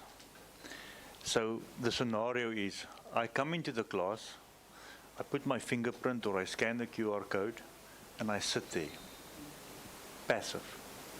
I leave the class, I scan my fingerprint and I scan the QR code, my contribution was 0. I did attend the class. So for me, it goes far beyond that. It goes about my active participation in the class. How did I come to the class? Did I come prepared? Did I do precursory reading? Did I do that preparatory work coming into the lecture to be able to engage critically with the matter that's being discussed in the class at that time? Because I can sit there and I can listen to you like a sermon on Sunday and leave there. Yeah, exactly. So it is for me not about attending the class so much as actively participating in the class and taking something practically away from the class. But I want to also pose another question. When we reflect on our learning and teaching methodologies, how do we reflect on that? Do we reflect on it in terms of what am I going to teach today? Or do we reflect on how I'm going to teach? And how will the content stimulate the participation from the students? What will make a young man like sitting next to me enthusiastic about engaging with taxation matters? Because my view as the grey-haired guys sitting here, it'll be a different way of engaging with tax issues. I will have different questions to ask than my young friend here will have to ask. Did I think about what will be the possible questions that they will ask in the class as young students? Maybe understand the tax system better before I explain the tax, concept or whatever the case may be. So those are the contextual issues that kind of goes before I go into a class. And then on the assessment side, I've also got some kids that's still here, Kevin. And I listen to the French speaking, and well, when I walk in my house or I walk in here, they all keep quiet when I walk past them. So but I always hear the conversation, yeah, we're writing another test this week on that subject. So, are we not over-assessing sometimes? Are we assessing in the right ways? For me, those are the critical reflections that we must do as academics. And I'm not always sure that we do it in the precise manner that is, expected of us. And last night at the gala dinner, the person that gave the keynote address, a very to the point, and those are the issues that we are engaging with in our strategic planning. How relevant and apt are our qualifications going into the 21st century? When I listen to Mike Swanepoel and so on, and I engage with him regularly on, the badges of qualifications, putting into your electronic backpack, isn't that kind of the qualification of the future? One of my friends are working at another university, developing now a qualification where they combine offbeat kind of disciplines with each other and packaging it as a completely new qualification. Isn't that what we also need to reflect on? Because then our younger friends here would be much more enthusiastic to come and listen to an AI lecture in terms of how it affects philosophy, Jackie, or taxation, for that matter, or the business calculations. Those are the type of things that will make them excited. Because how do we create the excitement to go to a lecture? Just a few thoughts. Maybe I'm wrong. Thank you. No, thanks. If I may, Prof. Lloyd makes very valuable comments. And I think part of this, and when we say attendance, I think we must be clear, we don't mean physically present and mentally absent. And one of the strategies that we're going to have to look at is how do you encourage mental presence in class. In the Faculty of Law, I organized the Learning and Teaching Hub for academics last week. And one of the issues that we've seen from test results and students is it seems as students are struggling with reading with comprehension, and especially academic texts. So what we looked at in the Learning and Teaching Hub, and it will be developed further, is we had a workshop from teaching development. The facilities are here, we must just use it, where Linda Mostert engaged academics on strategies of reading, improving reading with comprehension. The presentation was entitled Reading with Murder and Other Strategies. But now, of course, murder for law, everybody pays attention. But then we looked at it. But what was nice about it was about how do you get your students to do it? Because you know it coming there. You need to ensure that if you gave pre-reading, what is the activity that you engage with? And then I'm afraid that the structure of the lectures that we have as they are might be too, I don't know, too linear to accommodate the kind of debates and talks that one has to have. But I think Prof. Lloyd is quite correct. You cannot have a situation of just warming the seat. And it has to be participatory. I've run a program called Street Law for more than 3 decades. I'm also grey-haired like Prof. Lloyd. I just choose to hide mine. And that Street Law specializes in participatory teaching methods. The one thing about Street Law is the participatory teaching methods work. And you get a much better transfer of skill and knowledge, but you need more time. And unfortunately, in the academic project as it is now, we need more time. I want to tell Prof. Lloyd, I sat at the table last night with a lady that did that presentation. She was brilliant. When we recurriculated the LLB qualification, that's the main law qualification, we approved, through CIG it was approved that you have law modules that you do and you have non-law modules. So we said, if you want to major in law and music, you should be able to do it. So in 2019, we had the first year. Do you know what the problem is? The university systems couldn't accommodate it. So when we say, but if a person wants to do architecture and law, then they came back and said, no, it's not possible.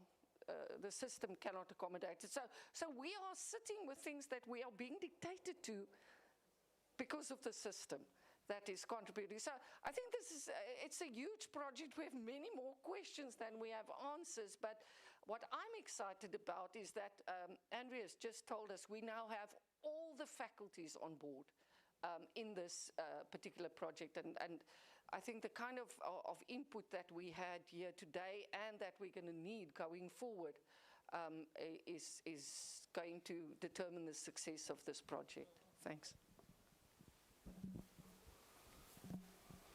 And I think what's so important that's just come up here is that we have to so clearly define what we mean when we say student attendance, because I think that's so important in this problem, and that meaningful engagement and that participation. We don't want absent attendance, whereby you are there in body but absent in mind, because then the purpose of being there is not actually correct. And why was it that during COVID, during our e-learning journeys, we had hundreds of students attending online? Was it then that the students just wanted to have attendance that's ticked, or was it actually more comfortable? So then do we consider a more hybrid approach in terms of our teaching methodologies to ensure that we meet all different types of learners and the learning needs of the different types of learners? Or is it that when you have rules in place, as my colleagues have previously stated, when you state that attendance counts towards your duly performance or towards a certain mark, is that more of an incentive? So why is it that some places we have more attendance than others? When it comes to comparing different faculties, our colleagues in health sciences have much better attendance because such is the requirement of their fields. You are in attendance because it's life or death, basically. It might not be life or death for tax. Maybe it is, I don't know.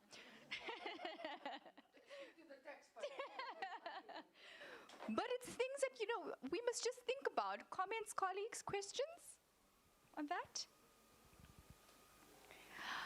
Can I say something about... Andrea makes a point now about hybrid and online. We are since we've come back from COVID, we do both. One online, one... attendance in online is poor. It isn't what it was in COVID. And I don't know if it's maybe because I can access the recording afterwards. And then I want to say something. I tried this in the first semester with my final years, breaking them in groups. On MS Teams, you can do it. And I was amazed by what I found. I gave them a task, and then you visit, as the lecturer, you visit the different groups that they broke into. And with more than one group I came to, it was absolute quiet. Now, they were supposed to work in a team. And then in the one group, I was like, agitated, guys, why are you not doing what I'm asking you? No, ma'am, we are. I said, but I'm not hearing you. Ma'am, read the chat. They didn't voice. They didn't want to verbally speak to each other. It's like that WhatsApp culture, that they were chatting, and lo and behold, when I opened the chat, there was everybody's contribution. And I thought to myself, hey, the student I have now is a very different breed from 20 years ago. And I think that's also something that we need to understand the student we have now. Yes, I think that goes into what Rekhana was saying as well, is that we have to move ahead with the times and know our audience. I think knowing our audience is going to be key in this as well. But moving on, perhaps to one of the last trails of thought, again, it's something that's very deep emotionally for all of us, because in South Africa we have 12 official languages now, with sign language being the 12th official. Do you find as students that perhaps you shy away from attendance because even if you are there physically, there's a language barrier that's presented that discourages you from the learning and teaching journey? Is that something that you experience? We do know that it exists. We have to be very practical.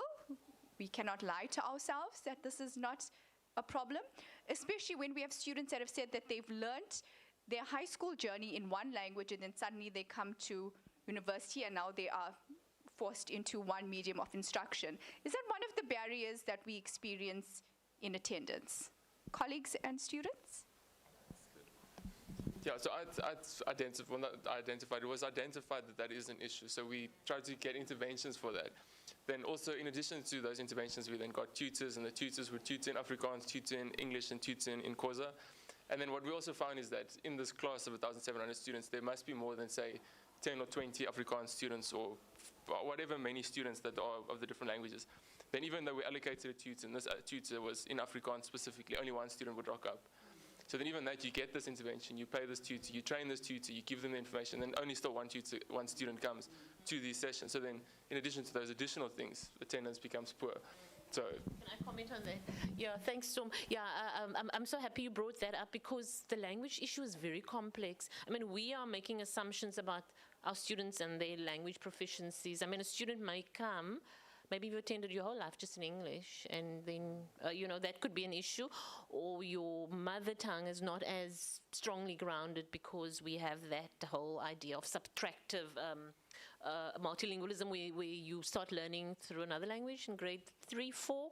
So we also need, in our quest to find out who our students are in this project, it would also be to think about the linguistic proficiencies in the class. We actually find that, one of the top language, of course, is not top, the highest numbers, Xhosa, English, and isiZulu. And then there's Sesotho and there's Sepedi. So something else that we need to maybe look at is this whole idea of how we make our classes more multilingual in the methodologies and the pedagogies. I don't necessarily need to speak the language, but maybe I can facilitate it. So those are I'm glad you brought up that discussion because that's close to our hearts, the language issue. Thank you. I did think of you when I said that.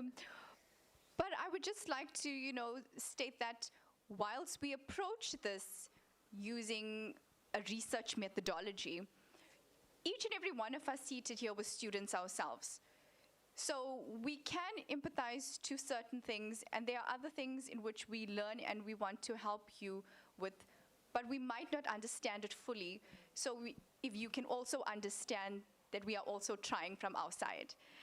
And as a Nelson Mandela University, each faculty, the business and economic sciences faculty, law faculty, humanities, and all of the others, we really have tried our best to adopt the humanizing pedagogy approach, whereby we are student-centric.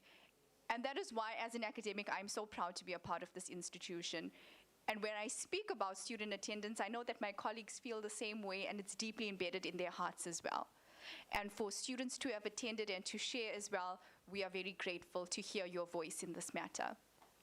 So colleagues, are there any closing comments, thoughts, questions before we go on? All right, so then we're going to head over to our Mentimeter discussion and just look at some of the points that were raised. Oh, okay, yes, true. And then thereafter, we will address the non-attendance to this attendance presentation. It's symptomatic. What I was sitting here thinking was, in my mind, academics must lead by example. We're not here. Okay, a few of us are, but we're involved in the project. But it's not isn't that what we do? No, people don't do as you say. People do as you do. And if we're not intended, something to think about.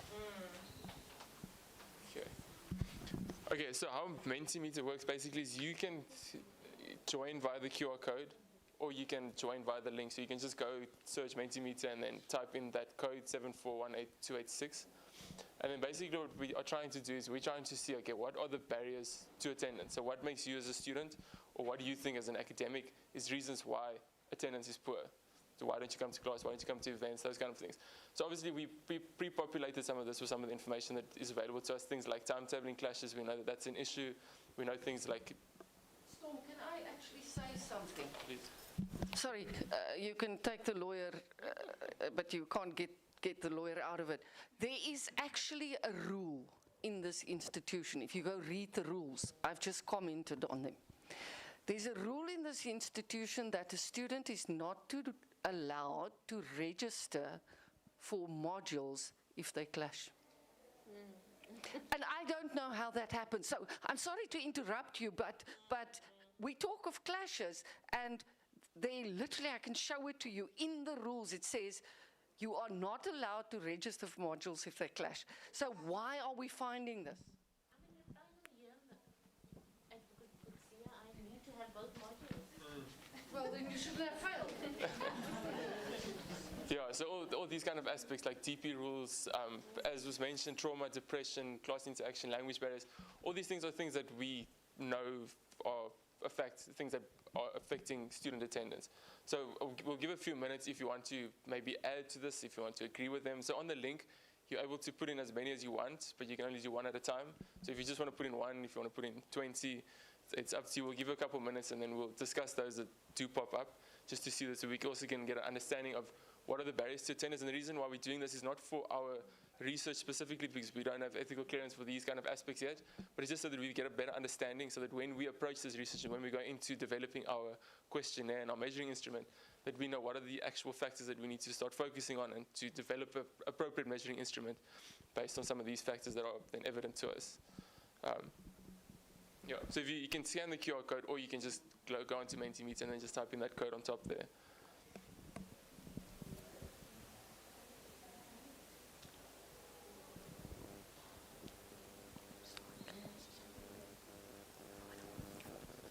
If you would like to take a picture and share with your friends, you can. This one is not dishonest. This one's not. Yeah, it's completely anonymous. Sorry. In the interim, I just wanted to make either just a question rather to, I appreciate that multiple faculties are here today. I just wanted to note that because I was previously working at the learning and teaching environment, and the notion there was that what they are applying for extended students, the extended modules rather, seems to be a working model because of the finishing on record time, the noting, and also with the pass rates in comparison to students in the mainstream. So I just wanted to note, is that really something that you're also noting in your various faculties in terms of the student success from yes, extended programs, and then are there some things that you can maybe take and implement into the mainstream as well, just to ensure that there's some level of improvement as well? They're copied from, yes. I don't know if my question is clear, sorry. From the Faculty of Law, I can definitely say our statistics are showing that our extended students have better success than the mainstream students. So we've got statistics there, and but now you must also remember the extended students in the Faculty of Law have an additional year, and in that additional year there are really life skills modules and those stand them in good stead. And in the end, that when it comes to graduation, the guys that graduate cum laude are very often those same extended students. So there is something that's working there that we need to maybe reconsider and introduce into mainstream modules.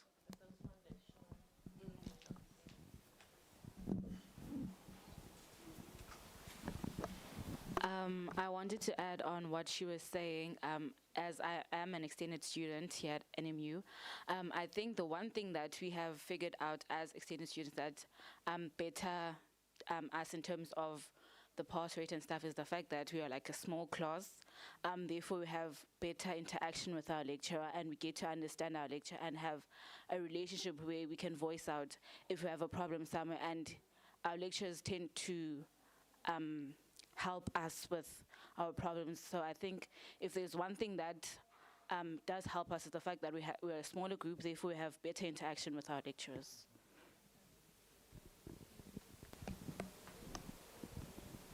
Yeah, that actually shows us then with that, we talk about that, because as you can see on this thing, the bigger the word gets, the more responses that specific word has gotten. So we can see that class interaction is obviously the biggest one, so that means it's the one that the most participants have actually indicated. And even in addition to those things, ones that added on to was things like shuttle timetable and these kind of things. So we can see obviously timing and shuttles and all these support services that are affecting students is also negatively affecting attendance. So getting to class, the time of the class, the interaction within the class, and then getting from the class, all these things are affecting people actually coming to class. So yeah, it's quite interesting to see these findings here. I'd love to hear what the thing about cleanliness is. Is it that our venues are dirty? No,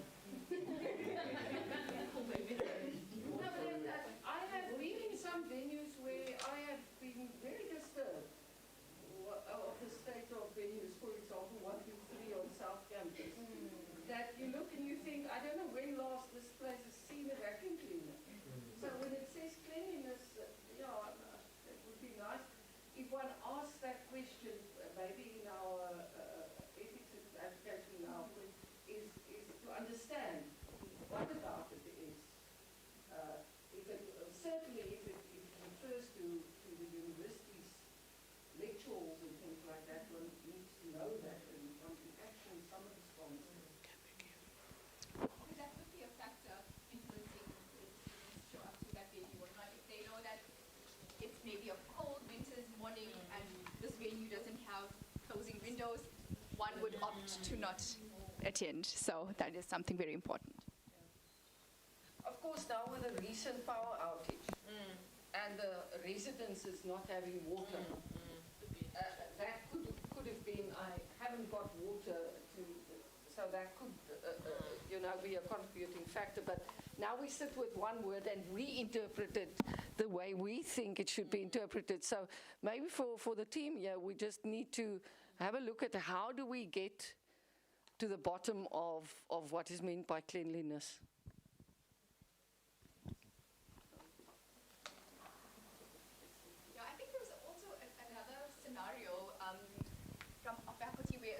came to me and said, could I please just email her res manager because the showers on their floor weren't working for quite some time, so they were all sharing one shower. And to use that shower facility to come to university, if you're coming for 7:45, you would have to be standing in line at 5 a.m. And on a winter's morning, that's not something that's going to be well received. But more than that, I think it's not humane. And so contacting that res manager and not getting a response, I thought to myself, well, I'm only experiencing a little bit of the frustration that the students must be experiencing. So also, external stakeholders to our university who are also perhaps not playing their role in how they should be, because we're trusting these residents, these off-campus residents sometimes, but are they taking care of our students like they should be, is something that maybe falls into that category as well.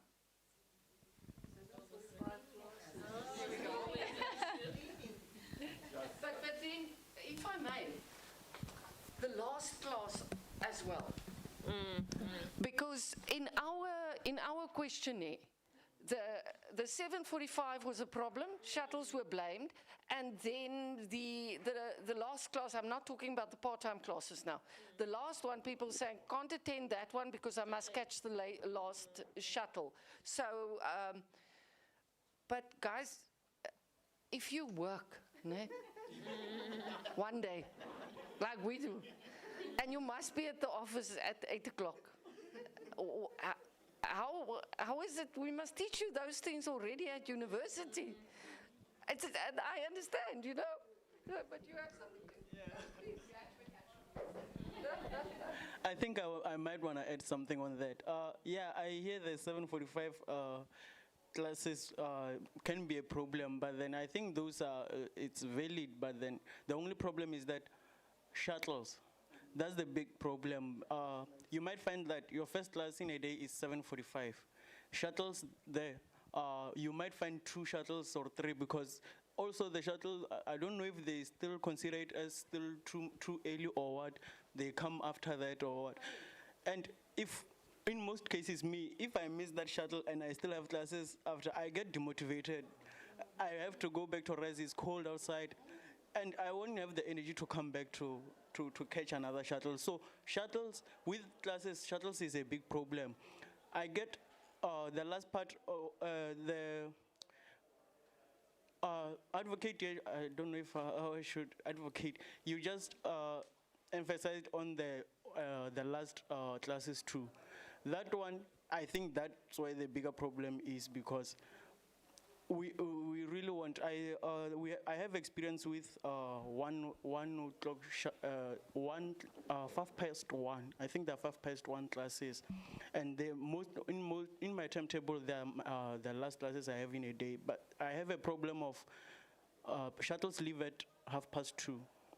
There are a lot of students at that time. So when that class finishes, I'm too late already to catch a shuttle. And you might find that I'm rushing somewhere. I myself am a soccer player, so I have to attend practices 3 times a week too.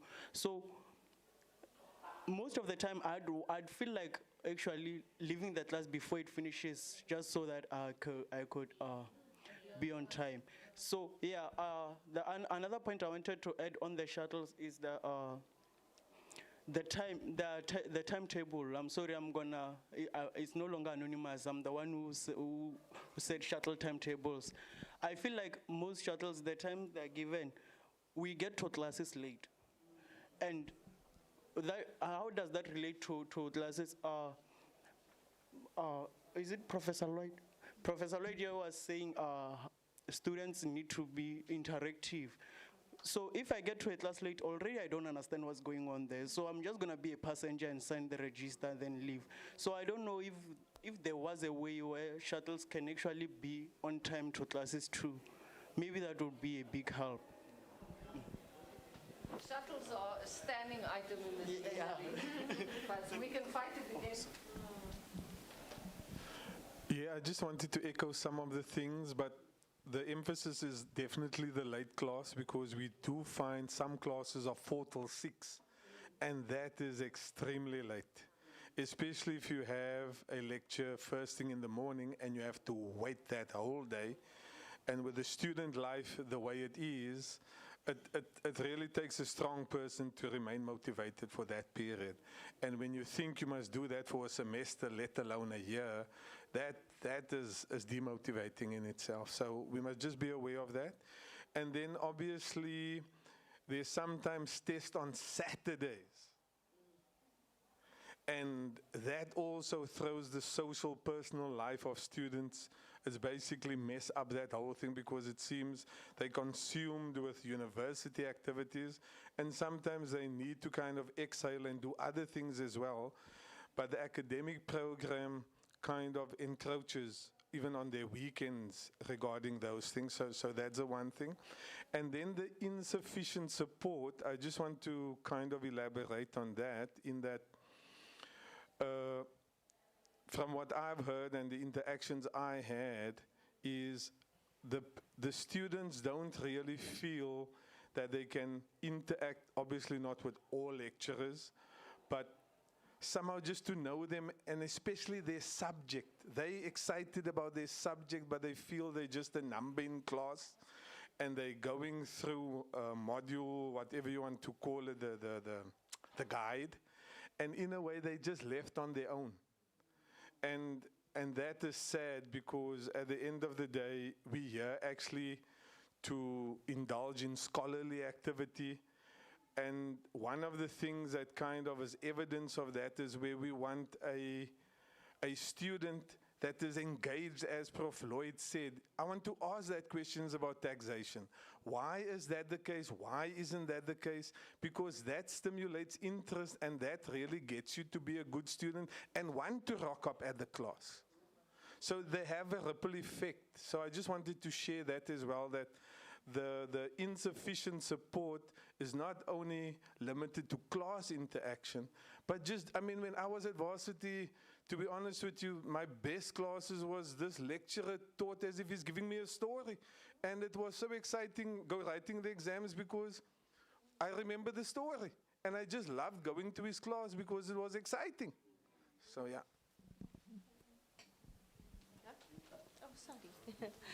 Oh, sorry. So, follow up on that because I think it's such an important point. We talk about the support for the student. For our colleagues in the room, do you feel like maybe as academics, you also need some support as well? Because to track attendance and to provide these interventions, it can also be quite tiresome. What is your response to that? I just want to add to the previous speaker quickly, Andrea, where, you know, it's not a particularly difficult job to make your class interactive. We don't have to change the world. So just simple things. What I realized is that students also want to know a little bit about you, not your private life, but they also want to know that you are a person. So I'm just giving an example of what I would do at my first lecture. I'll say, hey, I'm Regina Abrahams, I'm married, I have 3 sons, you know, just very basic information I'll share about me, and then I'll ask, what would you like, or what approach would you like to see in this classroom? It's really just a simple question. And one of the things that stand out is we don't want to be treated like children. And I said, well, but what do you mean? Don't just talk to us like we don't know. Talk to us and tell us a story. Relate the subject matter to what we can potentially go through in life. And that was a really simple thing. I mean, I teach financial management, so that's what I did was I told them all the mistakes I made from a financial perspective. I said, when I was, I started varsity, I got married young. That wasn't a mistake. but the first mistake my husband and I made were we bought a brand new car. And we went to the first bank and asked, we accepted that first interest rate. And I said, that changed. And I realized afterwards I'm paying too much. And that changed things. And you must see how the students listen. But ma'am, then what changed? And then there's all of a sudden engagement. So what I'm trying to say is sometimes the solution's very simple. And we tend to overcomplicate things. We can make our classrooms exciting if we really want to, I think, you know, and yeah, make it a conversation. And I get a class can't just be a conversation. You have to get back to the point as well. But then it's easier to relate the content once you've made this light conversation, you know. Sorry. Yeah. No, I like what Rehan is saying. Am I on? Because I mean, I think the students then see you as a real person. And how do I was thinking about when you said insufficient support that, yeah, if you look at the staff from the staff point of view, so I'm glad you brought that up. They will say, well, we're sitting with large classes, and you know we have all these issues. But I told you the story, so they know it. But I'll tell it to you. One of my colleagues, she's got a very big class, and they show up. It's one of the classes in the faculty where they show up. It's about what, 500 students. And when they surveyed the students at the end and asked, why are you showing up? A lot of them said because they were being engaged. Now, how are they being engaged in such a big class? So I was sharing with Storm and Rehana and Andrea a while ago. She uses a very simple technique where she says it's called think, pair, share. So she says, my students are not mother tongue speakers of English. So I give them I ask them a question and I give them think time. I actually keep quiet and I give them think time. It's important. And she says, and after they've had a minute or two to think through, because often we're uncomfortable with silences in our class. So we ask a question, we're like, and we give the answer. And then she says, and then she asks them to share in a pair, share with the person next to you. She does it with every class. And then after they've shared a minute or two, then she says, now, who wants to share in the big class? And not everybody wants to do that, you know. But that simple methodology, every class she does think, pair, share. And she says, the students say, you know what, our voices were heard in this class. And because it's so interesting for us to come and we get probed all the time, they showed up. And even now, they said they're so sad her class has ended, semester 1. They're enrolling now for a second course, which is like a very difficult course, and most of them regret it because it's very, very technical, but they love. So yes, it can happen in large classes, but we don't know the methodologies. I think that's the... Yeah, we don't know, and we don't share our practices, stuff like that, you know, yeah. Okay.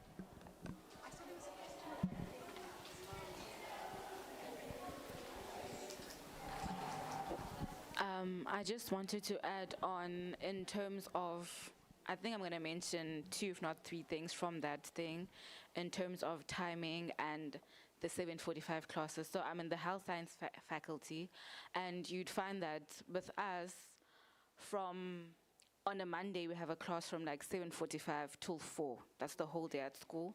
And then on Tuesday and Wednesday, you have to attend clinical practices, which is from 7 to 4. And then the problem starts on a Thursday, where we're expected to be at class at 7:45. And we feel like as a class, it is unfair to us because we are expected to be at the class at 7:45 on a Thursday with fresh minds. And you'd find that most of the time, because we have the class on the Thursday and on the Friday, you'd find that our lecturer did explain to us we were at class, we attended, but mentally we were not there. So most of the time, it would take the Friday lecture where he has to re-explain what he talked about on the Thursday. So I feel like with the attendance, there's a lot of factors that play into us being to attend there mentally, but most of the time, our problem is that physically we are very tired as students. We're expected to put our best foot forward every day, and we feel like most of the time, especially when it comes to the second semester, we're already tired. When it comes to the first term, we're already we have depleted our batteries, and I think coming now into the 4th term, we are faced with many challenges besides even academics. We also have problems at home. We're facing very difficult mental health issues that we feel like should be addressed, but most of the time you don't have time to cry when you're at school. You always tell yourself that you'll cry at a later stage, but most of the time builds up, and it always affects our attendance. In response to Mr. Johnson's thing about and also just to acknowledge what you're saying, that that I think that is what we want to find out, what are all the issues impacting on our students' life and well-being. I'm sure, we hope it will come through strongly. But just, Mr. Johnson, just to say to you, you talk about a student life. I had too much of a student life at my university. You know, it was so much fun at a university down the road that I never went to class in my first year. So no. words, they gave me another chance. But I mean, yeah, it can also be like, you need the balance, yeah. Yeah. Yeah, and I think just to end off on a more positive note, so these are all the barriers that affect attendance. We know this and we're familiar with them, and thank you so much for sharing.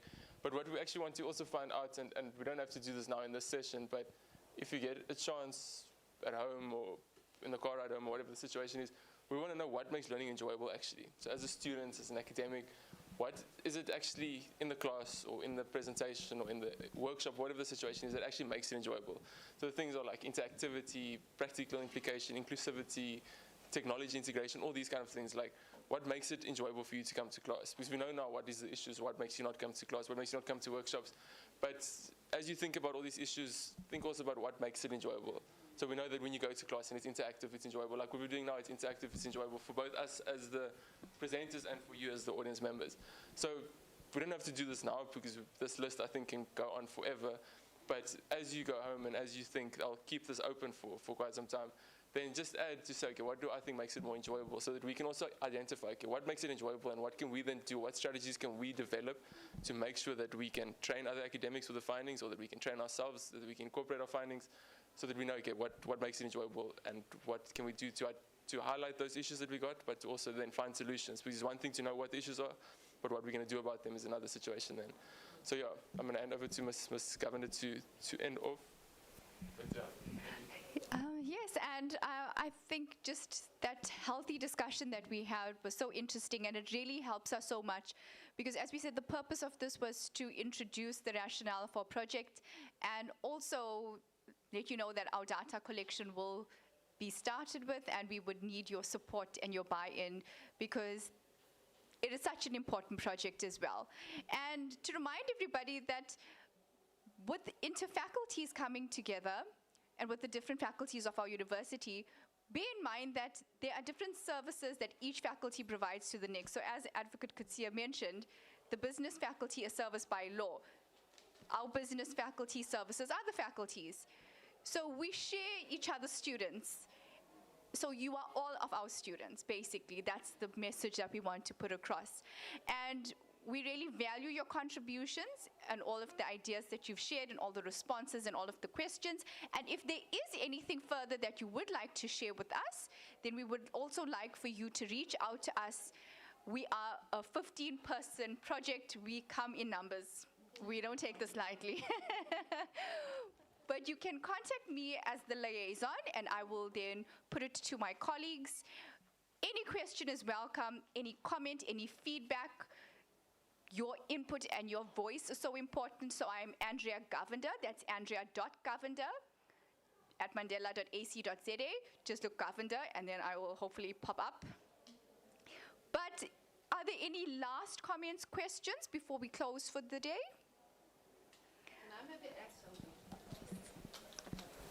For the academics, what I've been doing, and I'm actually finding it quite hilarious, is a couple of years ago, even before COVID, when I draft, now in law you must draft legal problems when you assess. So do you know who the characters are in my question papers? My students. I sit with my class list and I choose them and they get a role every year. And what is amazing when they walk out of that paper, yes, like man, that person that got that role, it gets taken out. The poor student didn't even have a choice with his name being used. But it is something that, you know, I don't think it serves any purpose, but it, in a sense of, you, ma'am, did you have to make me the villain? You know, that kind of thing. So, yeah, we try all kinds of things. But that also sends my students a message that no paper is ever repeated. It's fresh every year. Thank you very much, guys.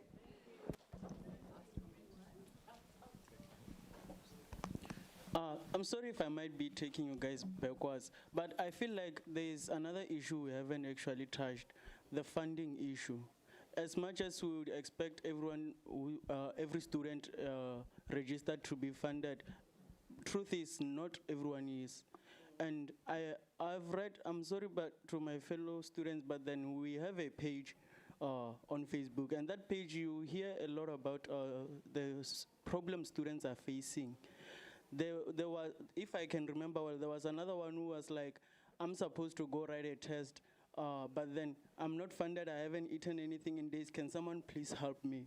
That's why we help each other and all that. So I was just started thinking, what about those who are actually not, don't have the privilege of being closer by? How can they actually be here to physically attend if they are not funded? I have a friend also from last year, he was attending here.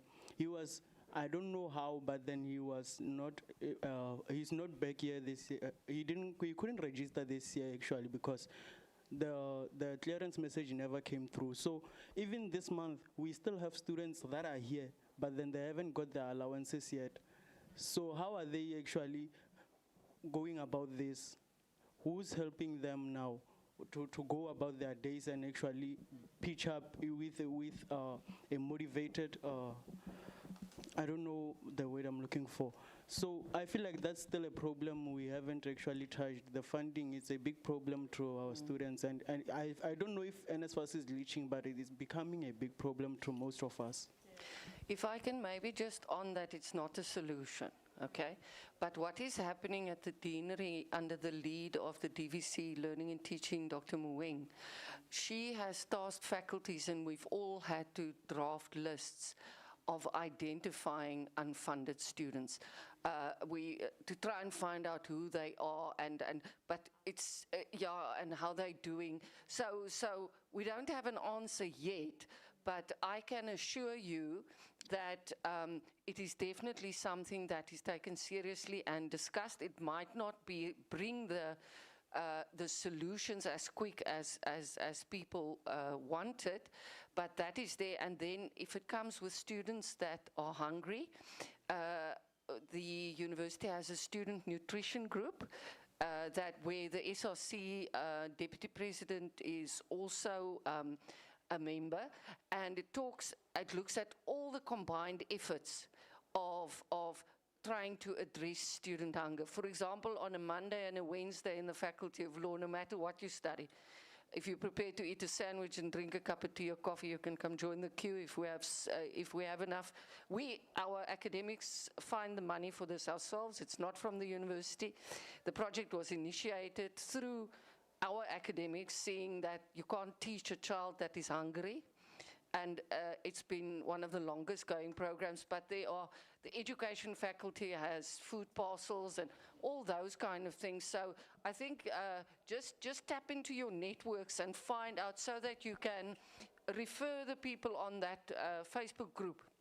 That, you know, if it's a Monday and it's 11:30 or 12 o'clock, go to Embazweni on the first floor, at least you'll be able to get a sandwich there. Or on another day, I saw the SRC, the EFF Student Command, and the DASU student have currently got meal a day things happening in the residences. So that kind of thing you must share, because where we at, we don't know, but we try and find out.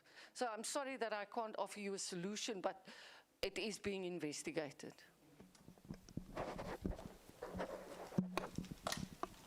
Thank you, everyone. I hope that you have a wonderful day and the rest of the research week is blessed. Thank you. Thank you very much. Thanks for the support.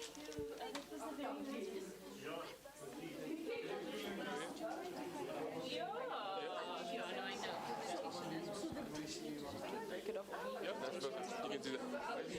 Governor, she's the coordinator of the soccer. No problem. Thank you.